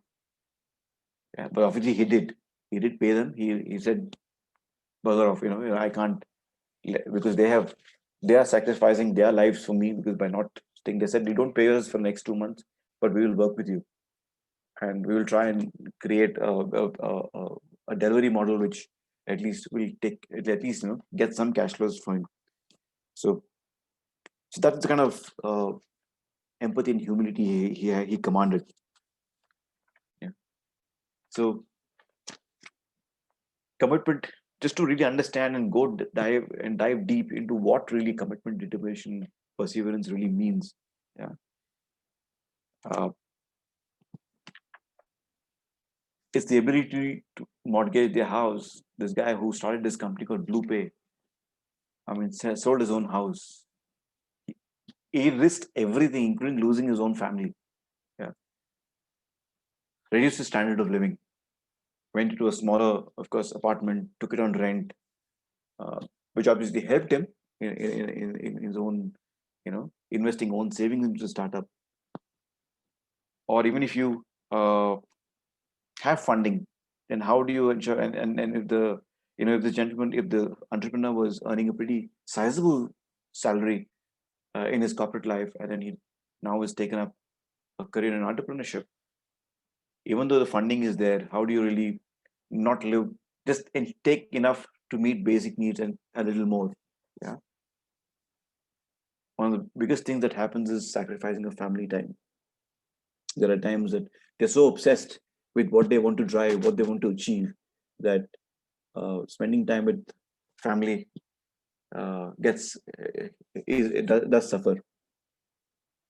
Their persistence in overcoming obstacles and setbacks, come what may, continue day in day out. Take every day as it comes, while keeping an eye on maybe a certain future window, but take every day as it comes. Will to succeed against odds and overcome any shortcomings. Everybody is human, right? So not everybody not everybody is perfect. Everybody has certain shortcomings. So how do they overcome that? Yeah, there are entrepreneurs who have never sold, but they overcome that because they have that fear of making that cold call. I had that fear even till about 2 years ago to make that cold call, even after 26, 27 years of experience. Yeah. But sometimes you have to overcome that shortcoming to get to where you want to. Yeah.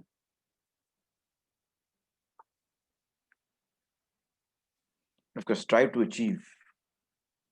Always, these guys seem to be seen as self-starters, strong desire to compete, to excel.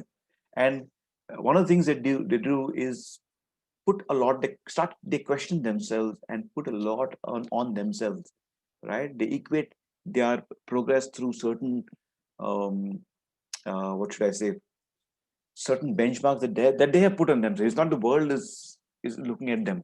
Yeah, they themselves, they themselves kind of sort of impose it upon themselves. In a positive, on the positive front, it does help, because then they kind of, measure where they are, and then kind of lift themselves personally and go. On the flip side, it can be damaging. Yeah. Keep goals which are challenging. So, want to achieve next 1 year, want to achieve $1 million, say, in terms of revenue. So what do they need to get there? So challenging goals like that. But is the $1 million target too large in the first year itself?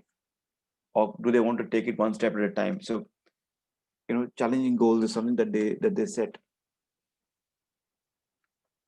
One clear pattern about successful growth minded entrepreneurs is they focus on opportunity rather than on resources. So it's not about, there is an opportunity. How can I solve it? Yeah. Let's not think about the resources. Let's not think about what is any kind of a structure or a strategy around that. How, if there's an opportunity, the ability to really provide a solution that will help solve it, take advantage of the opportunity is what is more important. And usually what happens is they start with the opportunity and let their understanding of it guide other important issues. So if there's an opportunity that exists, what do I need to take advantage? If I need people, if I need, and then everything then falls later. It's not that. That's why most entrepreneurs, especially in the tech field, they build a product, and even at a very early stage, they start testing the product. They will start going out, they'll start meeting customers, prospective customers, or they may work with somebody where they don't earn any revenue, but they'll give the product free of cost to see if it is helping solve problem, and then keep constantly improving. And there's no thing called I'll build the perfect product and then I'll launch it. Everything is a work in progress. And that's where the whole thing about evaluating, reevaluating, and measure the performance, not only from a personal perspective, also from overall entrepreneurial venture perspective, or even from a product perspective. Constantly go out, test it out, see what's missing. If it's some kind of a if it's a platform that where customers come, so what are the user experience? What does it take to better the experience every time? That's why even if you notice, even now after uh, so many years, even a Myntra or a Flipkart or a Amazon will keep improving. The website will keep changing. There's always something or the other that is being done to kind of change the experience that the customer gets. And especially if you've gone in after a long time, then you will feel the change a lot more prominent.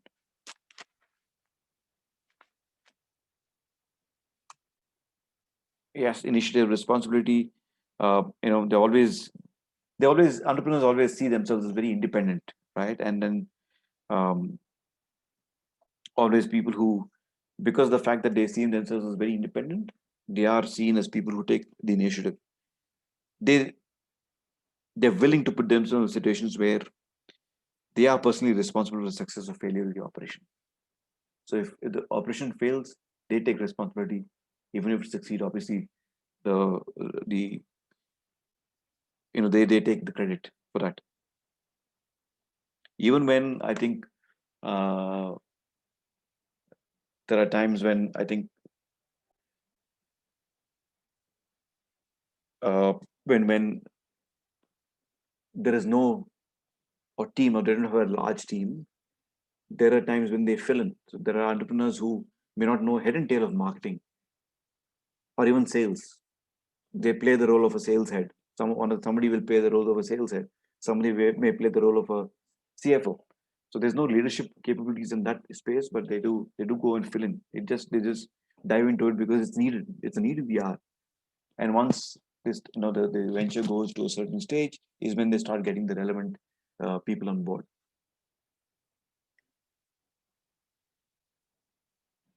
They're always, and my experience with them is always constantly. It's like at 9 o'clock in the morning, where were we, right? And at 6 o'clock in the evening, where are we? What have we progressed? Have we progressed? Always, constantly, they're on that thing kind of thinking. And I'm telling you, this is from a personal experience. Yeah. Has the discussion progressed? If there are certain leads that they're following up on, as the discussion progressed from what it was from last time. If it's progressed, great. If it's not, obviously there's a reason to worry. Yeah. Constantly trying to solve problems. Uh, if it's a difficult situation and it can't be solved immediately, don't run away they don't run away from it. You keep it, think about it, ask around, and then come with a solution. Asking around is more to really understand what different perspectives can they get, and then they think about their own solution. Yeah. And they try to be extremely self-confident, because if you don't have the self-confidence, then it does not it can create problems in especially when you're dealing with uh, prospective customers and prospective employees.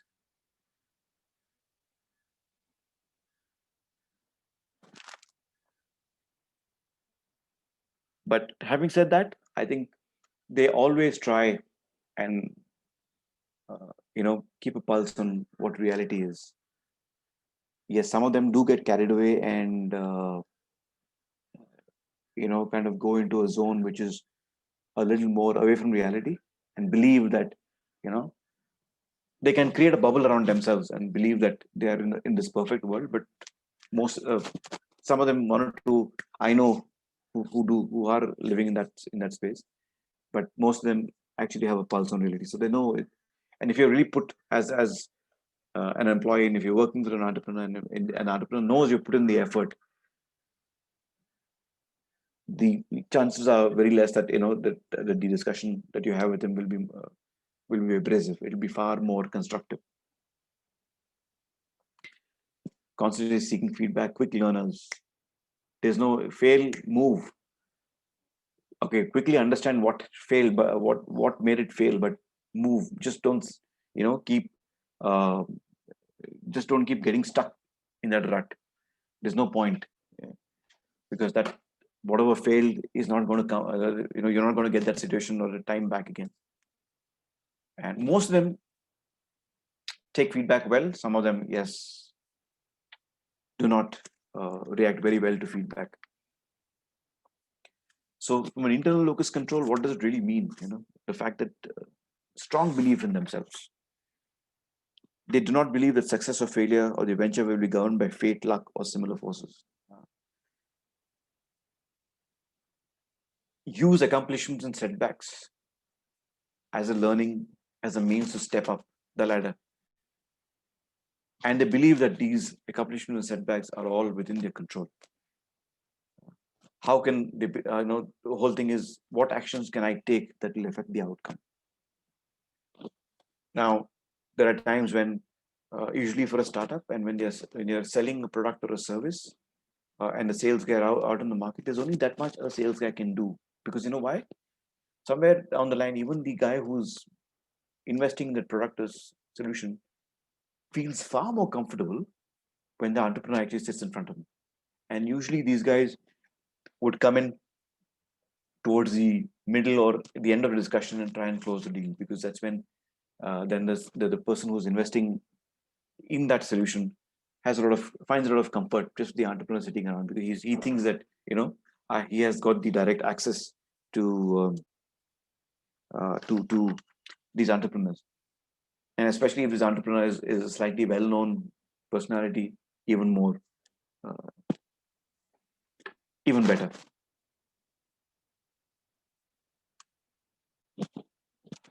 Live in ambiguous situations. Constant change. Sometimes even so much so that I was kind of consulting with the founder of one of the startups, which was in the measuring the NPS scores. NPS is nothing but net promoter scores, and they were competing with the likes of One Direct and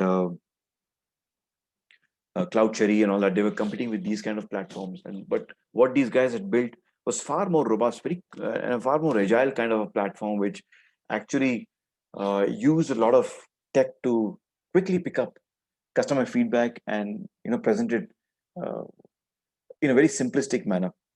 But somewhere customers did not take these two entrepreneurs very seriously. Why? Because one, they were very young, and whatever clients they won were won because the guys who invested in them were also a slightly more younger audience.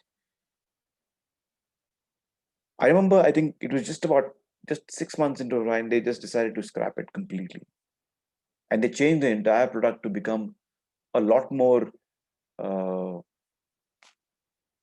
like an entrepreneur, like an enterprise messaging service, where you create this entire platform creates a closed group through which you can actually send out, especially when you have 100 stores. Example, I'll try and explain through an example, is when, say, a brand has got 100 stores, a retail brand has got 100 stores across the country. Now imagine sending out instructions to all these 100 stores, and getting each of them to kind of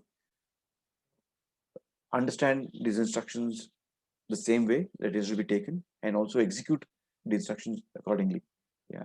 Now the only thing way is done is the entire message is passed on through the teams to a regional team, to a regional team, to a zonal team, or a zonal team to and zones, and to then a state team, and a state team to a city team, right? There's a huge chain of the messages pass through a chain of command, and then the dilution that happens can be quite frightening. Or a mail is sent to everybody. Now, how many of this ground staff at the stores would check mail? Or imagine the mail is sent to a store manager from the head office, and the store manager, then it's his prerogative how he perceives it and how he explains it, right? So they created a platform which is basically used to uh, send out this information. So each of the staff had access to this platform. So each of them would get those instructions. Each of them would have to read it and then confirm the understanding through all on an interactive screen on the mobile phone. Yeah. So, and this again did not find takers in India, but it found takers. It found a taker in the company in US who decided to not only just invest in the solution but fund them. And today these guys are sitting in the US. So the need, to kind of overcome any kind of ambiguous situation. So it's not about like job security and retirement or no concern. So they don't retire. Entrepreneurs don't never retire. You're constantly doing something or other, even after possibly giving up your venture. What they normally do is get involved and start mentoring other entrepreneurship ventures. Or there's nothing called job security. Yeah. Job security happens only when you're working in a corporate or you believe that there's job security. Calculated risk taking, not a gambler. Think things through very carefully before taking a decision, especially when finances are involved. And also they kind of try and track what business risks would be there. Also, how do they persuade partners and investors to put up money and suppliers to advance merchandise, right? Sometimes you go out, you have to build, you manufacture something. So how do you, or you need to travel. You may have a tech team who's building the product, but you need to travel, right? You may not have the once or twice or thrice. You may put it on the personal credit card if the company is not really well funded. But other times you would want to work with people who can at least give you a credit period. So how does an entrepreneur actually do that? Integrity and reliability, I think simple to understand. High energy levels, always positive, always the fact that see the brighter side of things. Don't let negativity kind of pull them down. And usually they use this and they use or kind of create this high energy level within themselves to really avoid, because they're so stuck on working. They have so much of heavy workloads and stressful demands that they have to maintain uh, huge amounts of energy. And because the moment they start going down or they start kind of the energy levels start dipping, it also reflects on the team. Anybody, and it's just not the entrepreneurs, the kind of the behavior of the entrepreneur that reflects. Even a team member feeling low can impact the entire thinking, or at least the energy in a team. And that's why they need to be extremely empathetic and also connect to people. uh,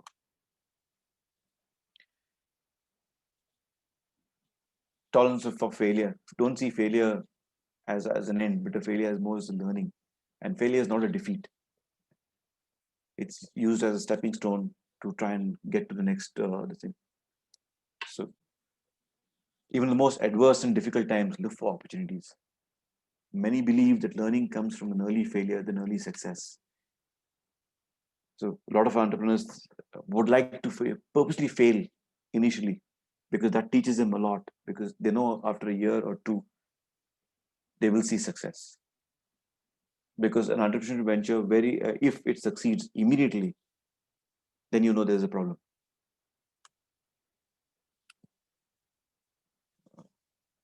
Creativity and innovativeness, I think, standard, kind of not much explanation required, but vision. Vision of where they want to go, not just as for themselves, but for the organization. Where are they starting and where do you want to go in? How do they set milestones?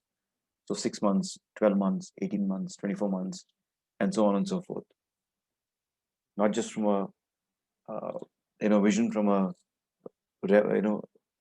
finance perspective, vision from what an outcome perspective, vision from what the firm can do, vision from growth perspective. So there's a lot of thought that goes into developing these milestones. And vision keeps changing, while even because there's a certain thought process that the entire possibly they would have started off, yeah. But as they go along, the road is not smooth, right? It does have its twists and turns, and it's up and down. So every time they encounter certain things, how will it impact the vision? Does it set them back? Like for some, uh,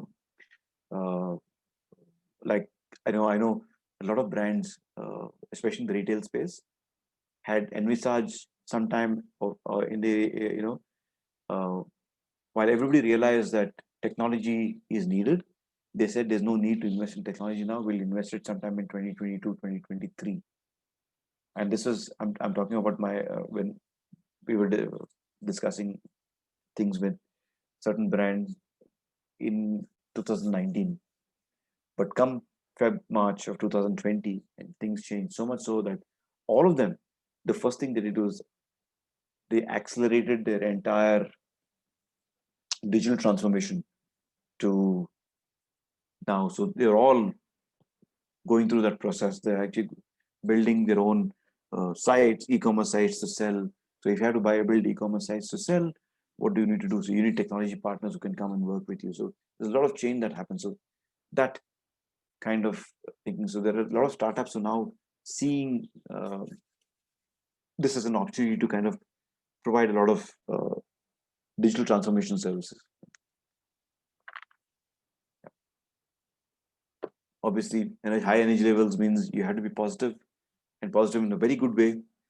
So because that will affect confidence of stakeholders and also the employees. They like to be independent, and they need to build a team which needs to have very similar mindsets. So it's very important that they get in people who can also see that vision and work with them on achieving that, making that a reality. So an entrepreneur journey, entrepreneurs create ventures just like an artist who create a painting. Entrepreneurs do not pre-exist; they emerge as a function of the venture creation process. So Flipkart just happened. While the Bansals were there, they just kind of came together and set up Flipkart because they thought that India also needed something like an Amazon for them. Yeah. And they also took a very similar path. Amazon started with selling books. Flipkart also started their journey by selling books.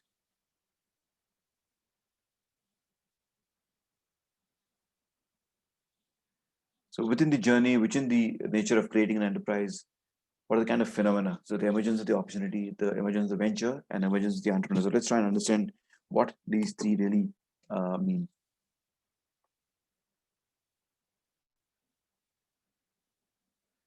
So the entrepreneurial journey has got a lot of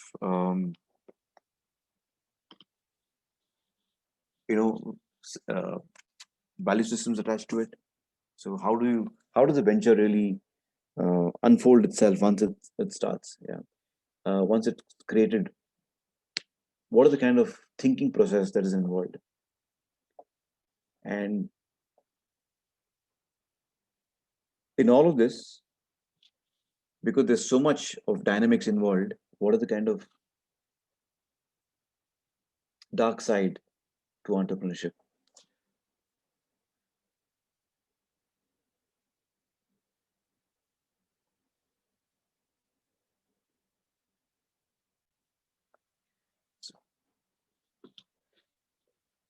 So what does the dark side really focus on?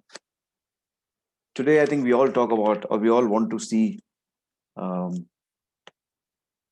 great successes, kind of achievements. We take pride in the fact that so and so sold his business for 300 crore. Imagine the kind of money he made. So there's a lot of talk around that.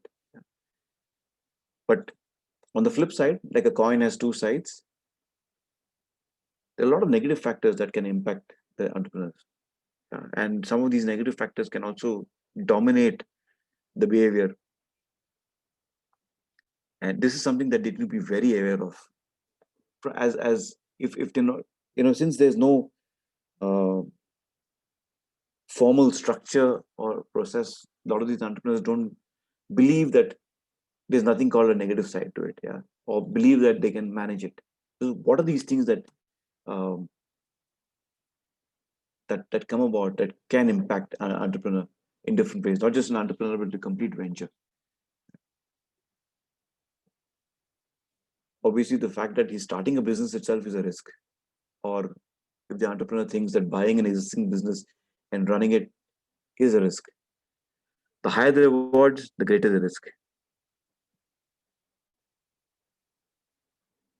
Since it involves finances, so the entire thing is measured against the lack of profit or the desire of monetary gain. Monetary gain. While not all entrepreneurs are driven by monetary gain, but yes, I think money does, or does capital does, is a very important feature in a venture.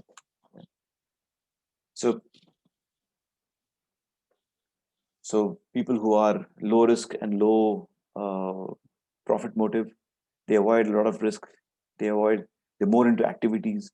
People who do a lot of high risk, obviously higher risk taking ability, we still focus on activity. And people who are high on both profit and risk are I think most susceptible to the dark side of entrepreneurship. So entrepreneurs face different types of risk. What are the kind of dark side? Yeah, so entrepreneur, what are the kind of risks that an entrepreneur really kind of faces? Is financial, of course, career, impacting family, and also his standing in the society, and a psychological risk. So financial risk in most new ventures, individual puts a significant portion of his or her savings, right, or resources at stake. If it fails, all could be lost. So to entrepreneur, maybe sometimes you do maybe put in a bit of your own money and then also borrow money. So and when you borrow money, it's even worse because you need to then quickly find means to pay it back. The entrepreneur may also be required to sign personally on company obligations that far exceed his or her personal net worth. So personal bankruptcy, even after so many years, and even after uh, years of experience, years of building successful businesses, there are people who failed. Yeah, and some of them being the more recent ones and more visible ones being people like Vijay Mallya and Nirav Modi, irrespective of the fact that what they're called and what they're doing and what they've done, but the fact that they took on too much and bit too much is something that kind of completely went wrong, and uh, you know today they are practically on verge of bankruptcy, including Anil Ambani. So while people want to start a new business, but they're very unwilling to risk their own savings and house and property and salary to start a new business. People who actually do that, who actually use this to start a new business, are called foolhardy. But if they succeed, brilliant. I mean, the returns could be far, far higher than what they could have imagined. Sometimes, you're working in a great job and you decide to leave that and set up something on your own. So that itself is a career risk, right? Because one is, once you do that, you don't know whether you can get back to the corporate sector again, or will a corporate sector be willing to take you? Yeah, because life is very hard. They can get extremely. The corporate sector can get very nasty, not because they don't want to take, because they see entrepreneurs as failures and not as people who have learned through experience, who actually come back and help. Yeah, family and social risks of time. So if you're building a new venture, it does put pressure on family commitments. you can end up losing friendships, relationships. And from a psychic risk, the whole mental well-being, right? Psychological impact can something wrong can have devastating impact on the entrepreneur. So much so that his entire mental balance may go. They may go into depression. So it's a quite a risk that these guys take. Uh,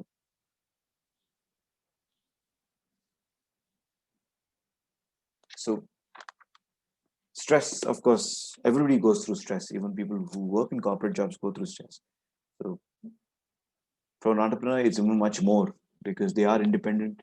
They seek wealth and they seek work satisfaction, and they pay a very high price because some of these goals could be quite lofty, and so they suffer from physical and mental problems.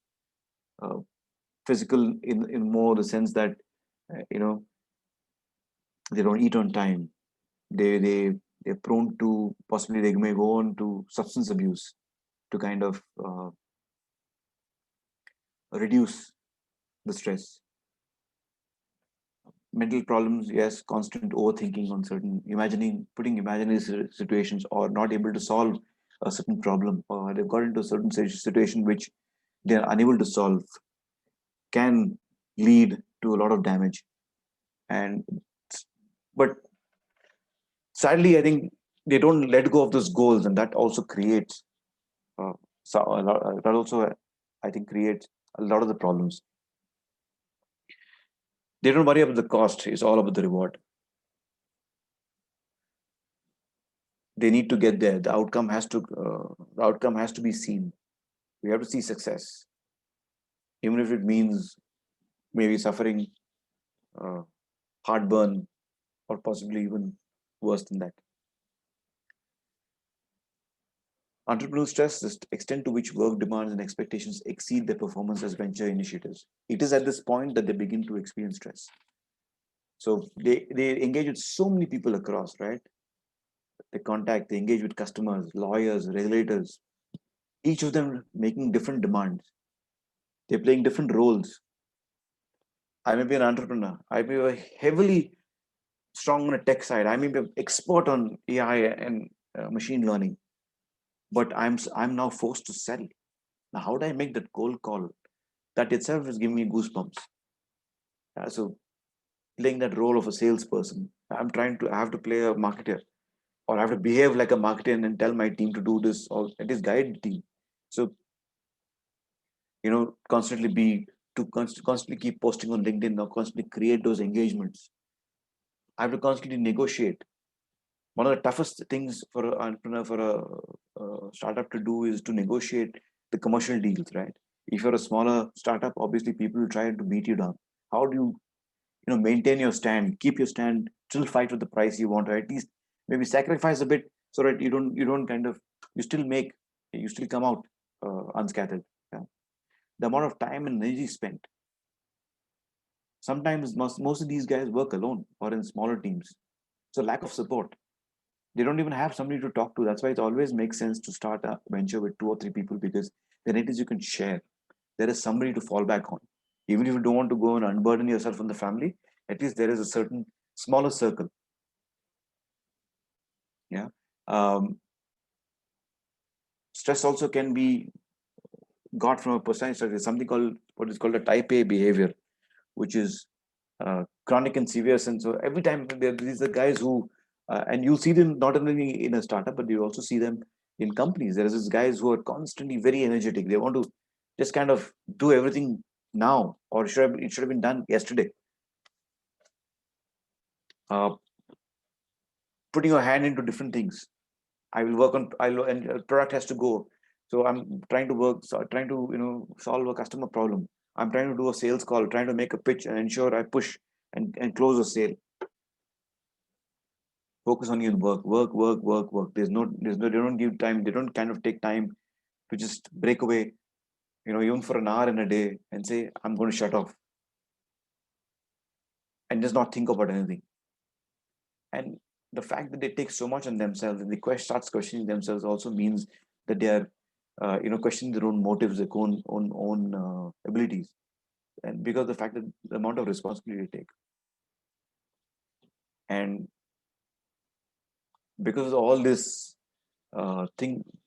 turmoil that they're going through, they are prone to explosive speech and very hyperactive behavior. And this is not just entrepreneur, but you'll see somebody like this even in a regular corporate setup. Some of your colleagues, if you just observe, maybe like this, because it's just that they are wired like that. And imagine if an entrepreneur is wired like that, how effervescent he will be. So what are the 4 causes of entrepreneurial stress? Loneliness. I'm alone in all of this. I'm not getting support from anybody. I'm completely immersed in my business. I don't think of anything else. I have people problems. I don't know how to solve them. I think people don't trust me. I don't trust people. I think people will cheat me, or people, or people think I will cheat them. And the need to achieve.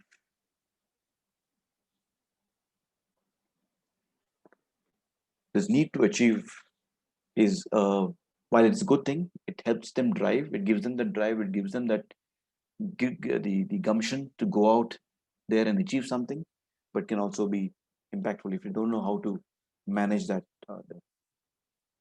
So loneliness, although surrounded by people, usually feel very isolated, and that's how most entrepreneurs are.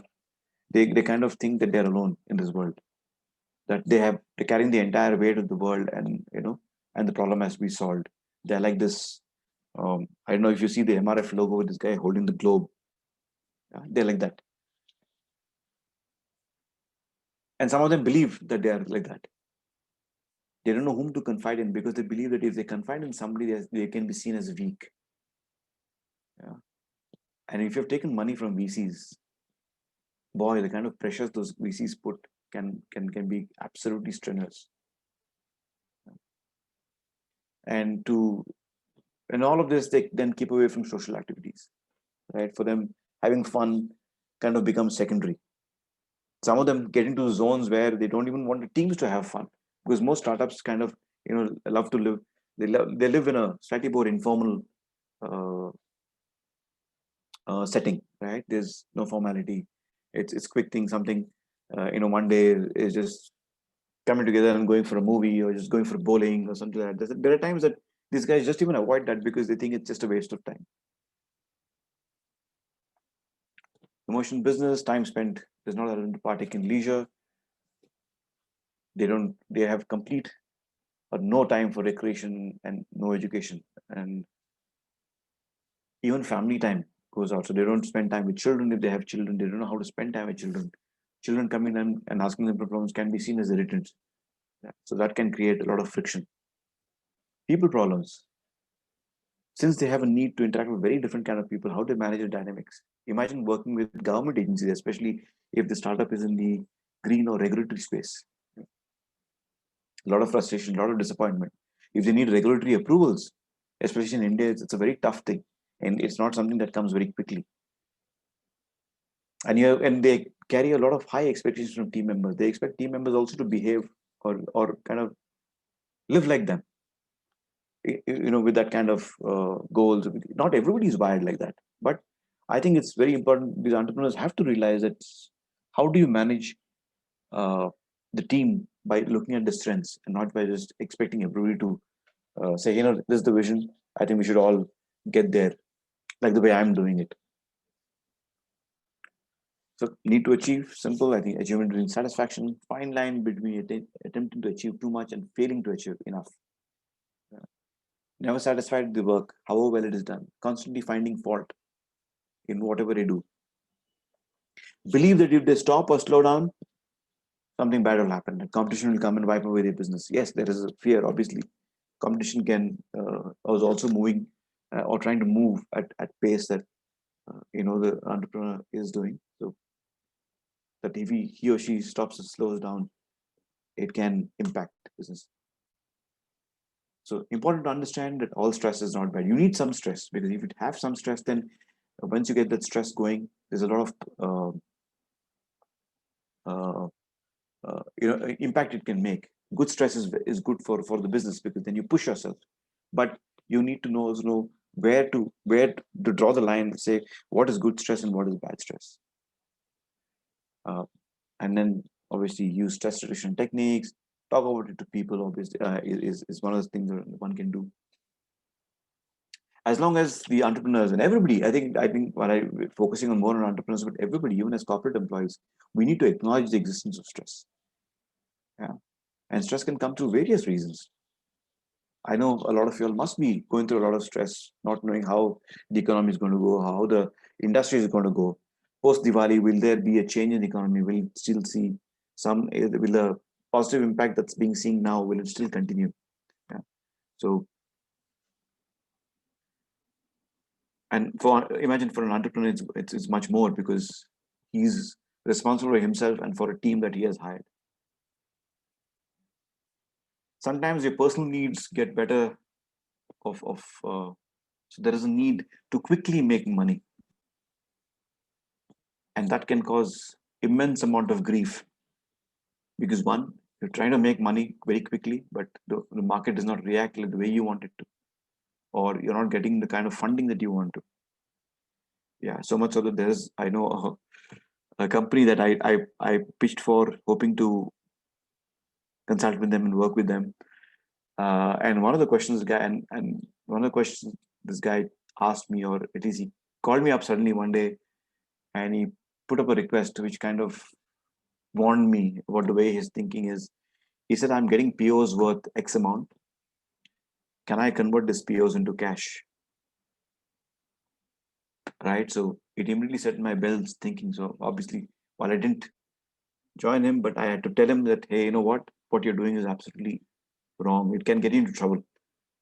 While whatever, maybe you have your reasons, but you'll have to take it one step at a time.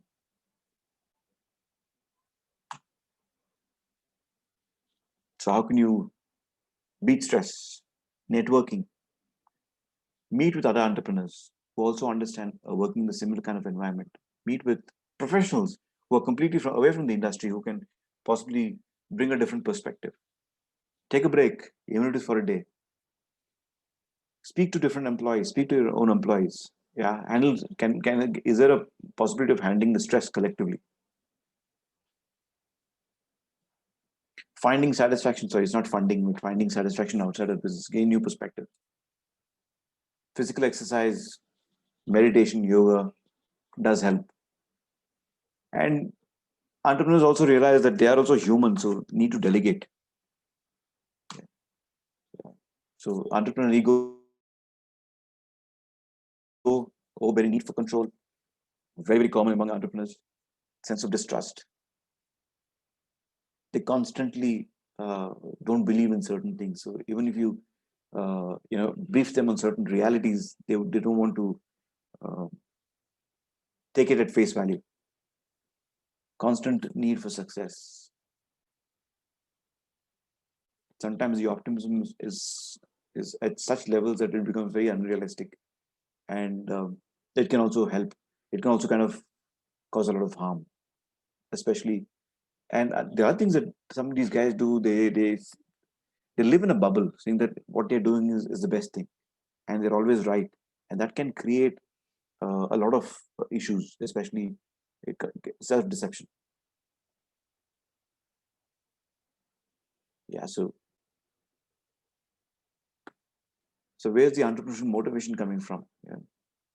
So entrepreneurial motivation comes from the personal characteristics, the environment that the entrepreneur is in, what goals he has, what is the business environment that he's operating in, and all of this put together across different stages, and with the vision that he or she has planned for the organization, helps in kind of motivating the entrepreneur. Obviously, ensuring that the entrepreneur works in certain limits so that the dark side of the entrepreneurship really is played down and doesn't impact him or her destructively. Yeah. So let's do one thing. I will stop here. I think this will take about an hour or so. Corporate mindset. This is another very interesting topic, because this really is talks about how companies can actually. Why should people leave companies and go out and set up ventures, right?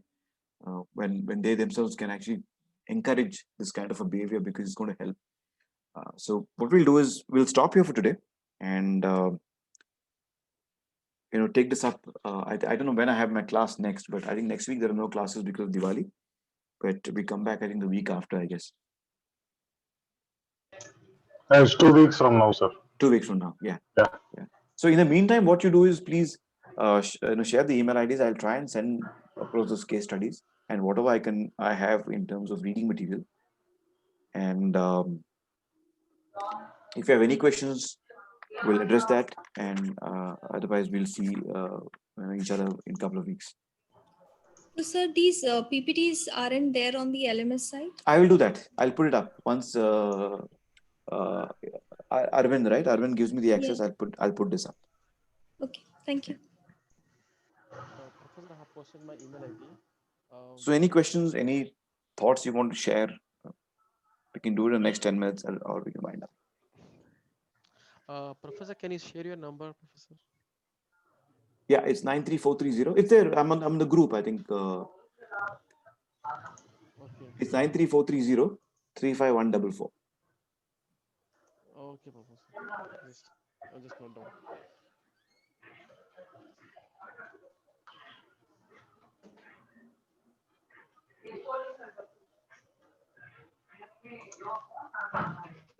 Professor, can I have you- one question.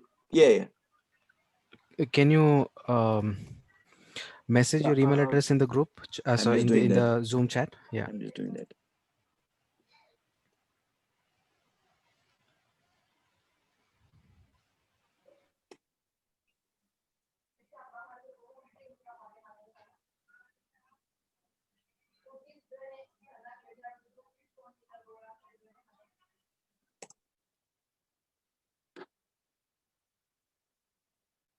Any questions?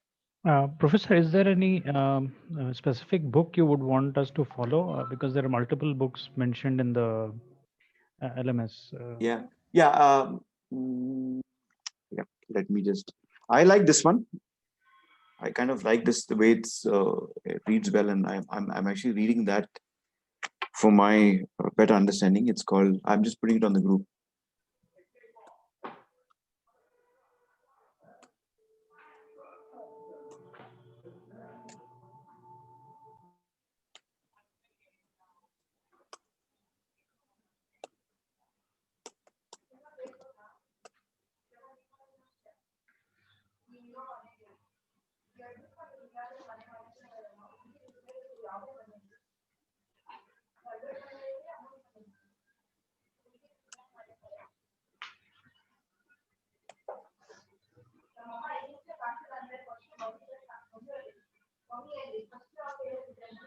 Professor? Yes. I just have one question. Tell me. So basically, a person can work in a company, also handle entrepreneurship, his own startup. So I just want to know what's your take on that? How that whether the person would be able to handle his job also what startup he has done. Yeah. So normally, before people set up their own ventures, that's how it starts. Yeah. Okay. Smart entrepreneurs start that way. So what they do is while they have a corporate job, especially when you're tech field, and there's a problem that you can solve, which there's no solution available, or there is something that you can do better than what is being offered in the market. So that's how they start. So when you're working, you can actually look at maybe teaming up with 2 or 3 people and then planning the entire venture. And once you're ready, with the concept, the product, and there are people who really work hard on this for at least a year and a half before they quit their jobs. By then, they would have had the first stage of product ready and ready to roll out in the market. Okay. So that's usually a lot of times that people start. Some people leave completely and then start thinking about the venture. Most, especially for people in the tech field, they do it this way, where they are actually managing a full-time job and then they're planning the entrepreneur venture in parallel. Okay. Actually, that's the ideal way to do it. If you can manage the stress, the load on both, that's the ideal way to do it. Okay. So as I said, so most of the tech people go for this option here. usually tech people go for this option because you're developing a tech solution, right? So Yeah. on your spare time, in your off time, after you've done with work, you can spend that time to start developing the solution. Yeah. Now, if non-tech people had to do it, then you can still do it, but uh, it can still be done, but it may not be as it is easy. You're still for them, it's only putting together thought process and putting together the business model and everything. Yeah, but they can only possibly take it on fully once they leave their corporate jobs, their full-time jobs. Okay. Thank you, Dr. Professor. Right.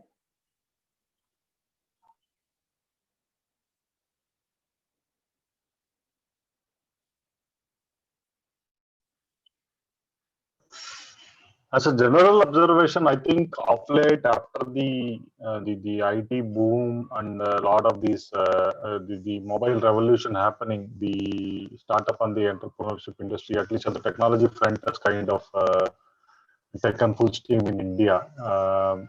Of course, the family businesses were continuing, like you said, the legacy and the people who had the legacy.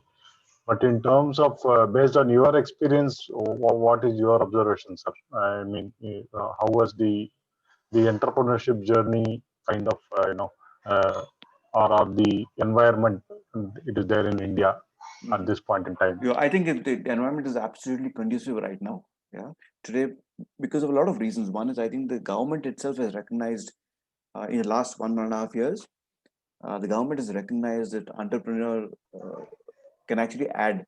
See, I think what's happening is today larger companies beyond a point of time, beyond a point, will stop expanding, both in terms of people and also in terms of a Hindustan lever can't go any more bigger, right? A Hindustan lever also will also start fragmenting and start what they'll do is they split their complete division into smaller units. So with tech companies, IBM is doing it. IBM has just done it with the cloud business.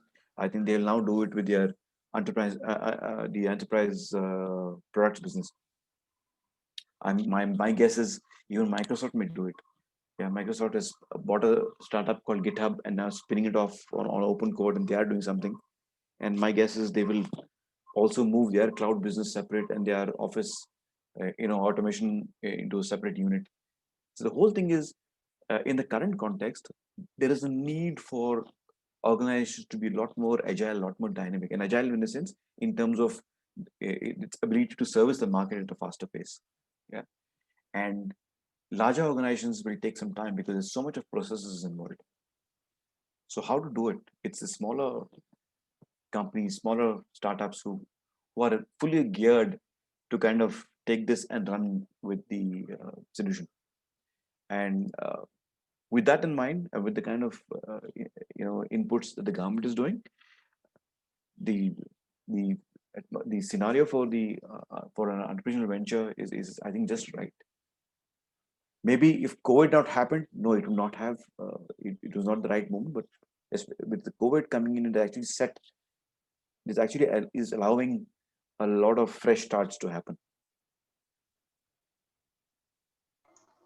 I think this whole Make in India and the likes of initiatives that the government has also been the self-sustainability, etc., is also kind of Yes, adding to this whole startup ecosystem. absolutely. But one thing about I absolutely add to the startup ecosystem. But one thing, Indian companies don't pay, and I'll be honest, Indian companies don't pay.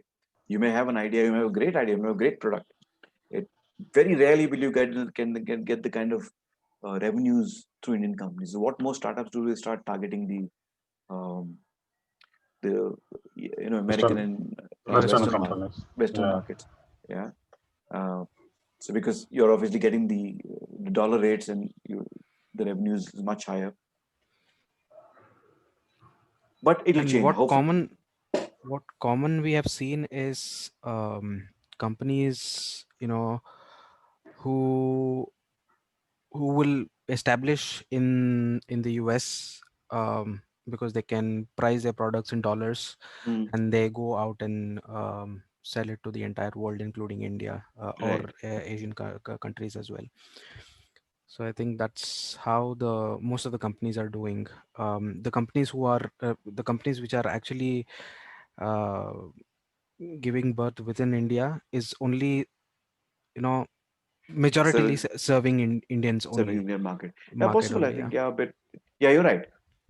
You're right. Unless they, of course, get funding and then they move and look at the globe as the marketplace and then start operating from that perspective. So I know CloudCherry. CloudCherry was a company that was set up, I think, in 2005 or 2010, 10 or 10, 11, basically to really measure, customer sentiment. And I think after 3 years, they went off to the US. Yeah. Yeah, they went off to the US, and then I believe they're now bought by Cisco, and they integrated into Cisco solutions for enterprises. Mm. Very Even few companies in India actually are registered in India and then doing actually a great business outside. outside throughout the world. Okay. Very few companies. Yeah, because even one of the startup that the guy Delhi-based guys who I work with, yeah, they are actually they registered first in the US. Hmm. Yeah, so well, then when I first started talking to them, I didn't understand why, but yeah, I think now makes much more sense as to why they did it. Because and the moment you talk about, also in India, when you talk about the fact that you're saying I'm registered in the US, even your prospective client also looks at you slightly differently. So Exactly. Yeah, yeah, yeah. That's very much there. Another interesting observation in the entire startups or the entrepreneur journey is that while we look at some of the success stories which have made it big, there is the darker side that you spoke about, right, Professor? right. That's very prevalent, right? There are a Yeah, lot of entrepreneur initiatives that don't even see the day, light of day, right? right of day. True. If there are some statistics around that, if you can share, that would be Sure, interesting. sure. I'll try and pull out that. I'll pull out. Yeah. I'll Because you did speak about so many x number of startups coming up every year, but yeah, the other side as to how many were successful or started not. but they did not even, yeah, that's another. Yeah, we'll do that. We'll do. I think we should do that. Yeah. In fact, I've been very slow. Uh, I just could finish 2 chapters. I wanted to actually touch upon corporate entrepreneurial mindset also today, but we'll do it in the next session, and I'll try and speed up. I'll not try to get into too much detail, but because I really want to focus on getting you all to work on a business plan. It Putting up a business plan is actually fun, and you really realize, because that's the heart and soul of the startup. Yeah. Yeah. I think mostly in most of the sessions, podcasts, be it anything that people come forward and talk about startups and businesses are the ones, which are very successful. People don't actually go back and look at, we say 95% of the startups businesses fail, True. but we don't actually go and do a deep dive in those 95%, because there's a lot of opportunity, a lot of learnings that we can get from those 95% than you're looking at the 5% or companies which actually True. True. became successful.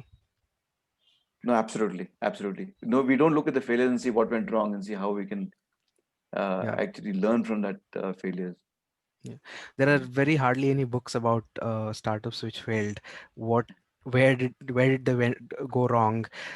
What can you, if you as an entrepreneur wants to start up a business, here are the things that you should not be doing. And here, I mean, these are the companies, or these 95% of the companies failed because of these are the common things that you can find in these 95% of the companies, and these are the things you should not be doing. If you don't do these things, you have higher chances of making your own business successful, if not wonderful, but maybe I'll share a successful. book with you, Yeah. which is actually written by somebody who failed. Okay. Yeah, and I'll share it with if not on the mail, I'll share it. It's there with me, so I'll just pull it Sure. out. I remember reading it about a year ago. Yeah. I'm glad So you brought this up. So yeah. yeah, so what I'm saying is that about one company, about that particular No, it's written who's by an individual, I think, who was wanting to start a company, and then if I remember right, I think it didn't even take off, or it started and then it failed. okay.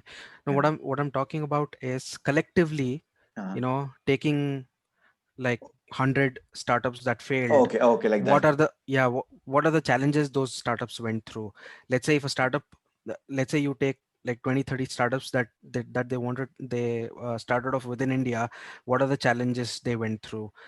Be it corruption, be it there are so many things that So many things. True. don't work in India. That's why, you know, you have startups going, or entrepreneurs going to the US registering, because it's pretty easy, it's not very difficult. And you have the Y Combinator, which is a very you know, you're an alumni of Y Combinator. They give you everything that they need. You just need to go to them with an idea, sort of. Correct. Yeah. True. No, I think we should kind of just go dig more into this, and we'll try and see if I pick up something that's there. Maybe we'll share it in the next few sessions. Cool. All right, guys, man. Have a good evening, and Thanks. Thank you. Thank you. see you in about 2 weeks. And happy Diwali to all of you in advance. Same to you. Happy you. Diwali, Bye. Professor. Thank you. Thank you. Thanks, man. Thanks.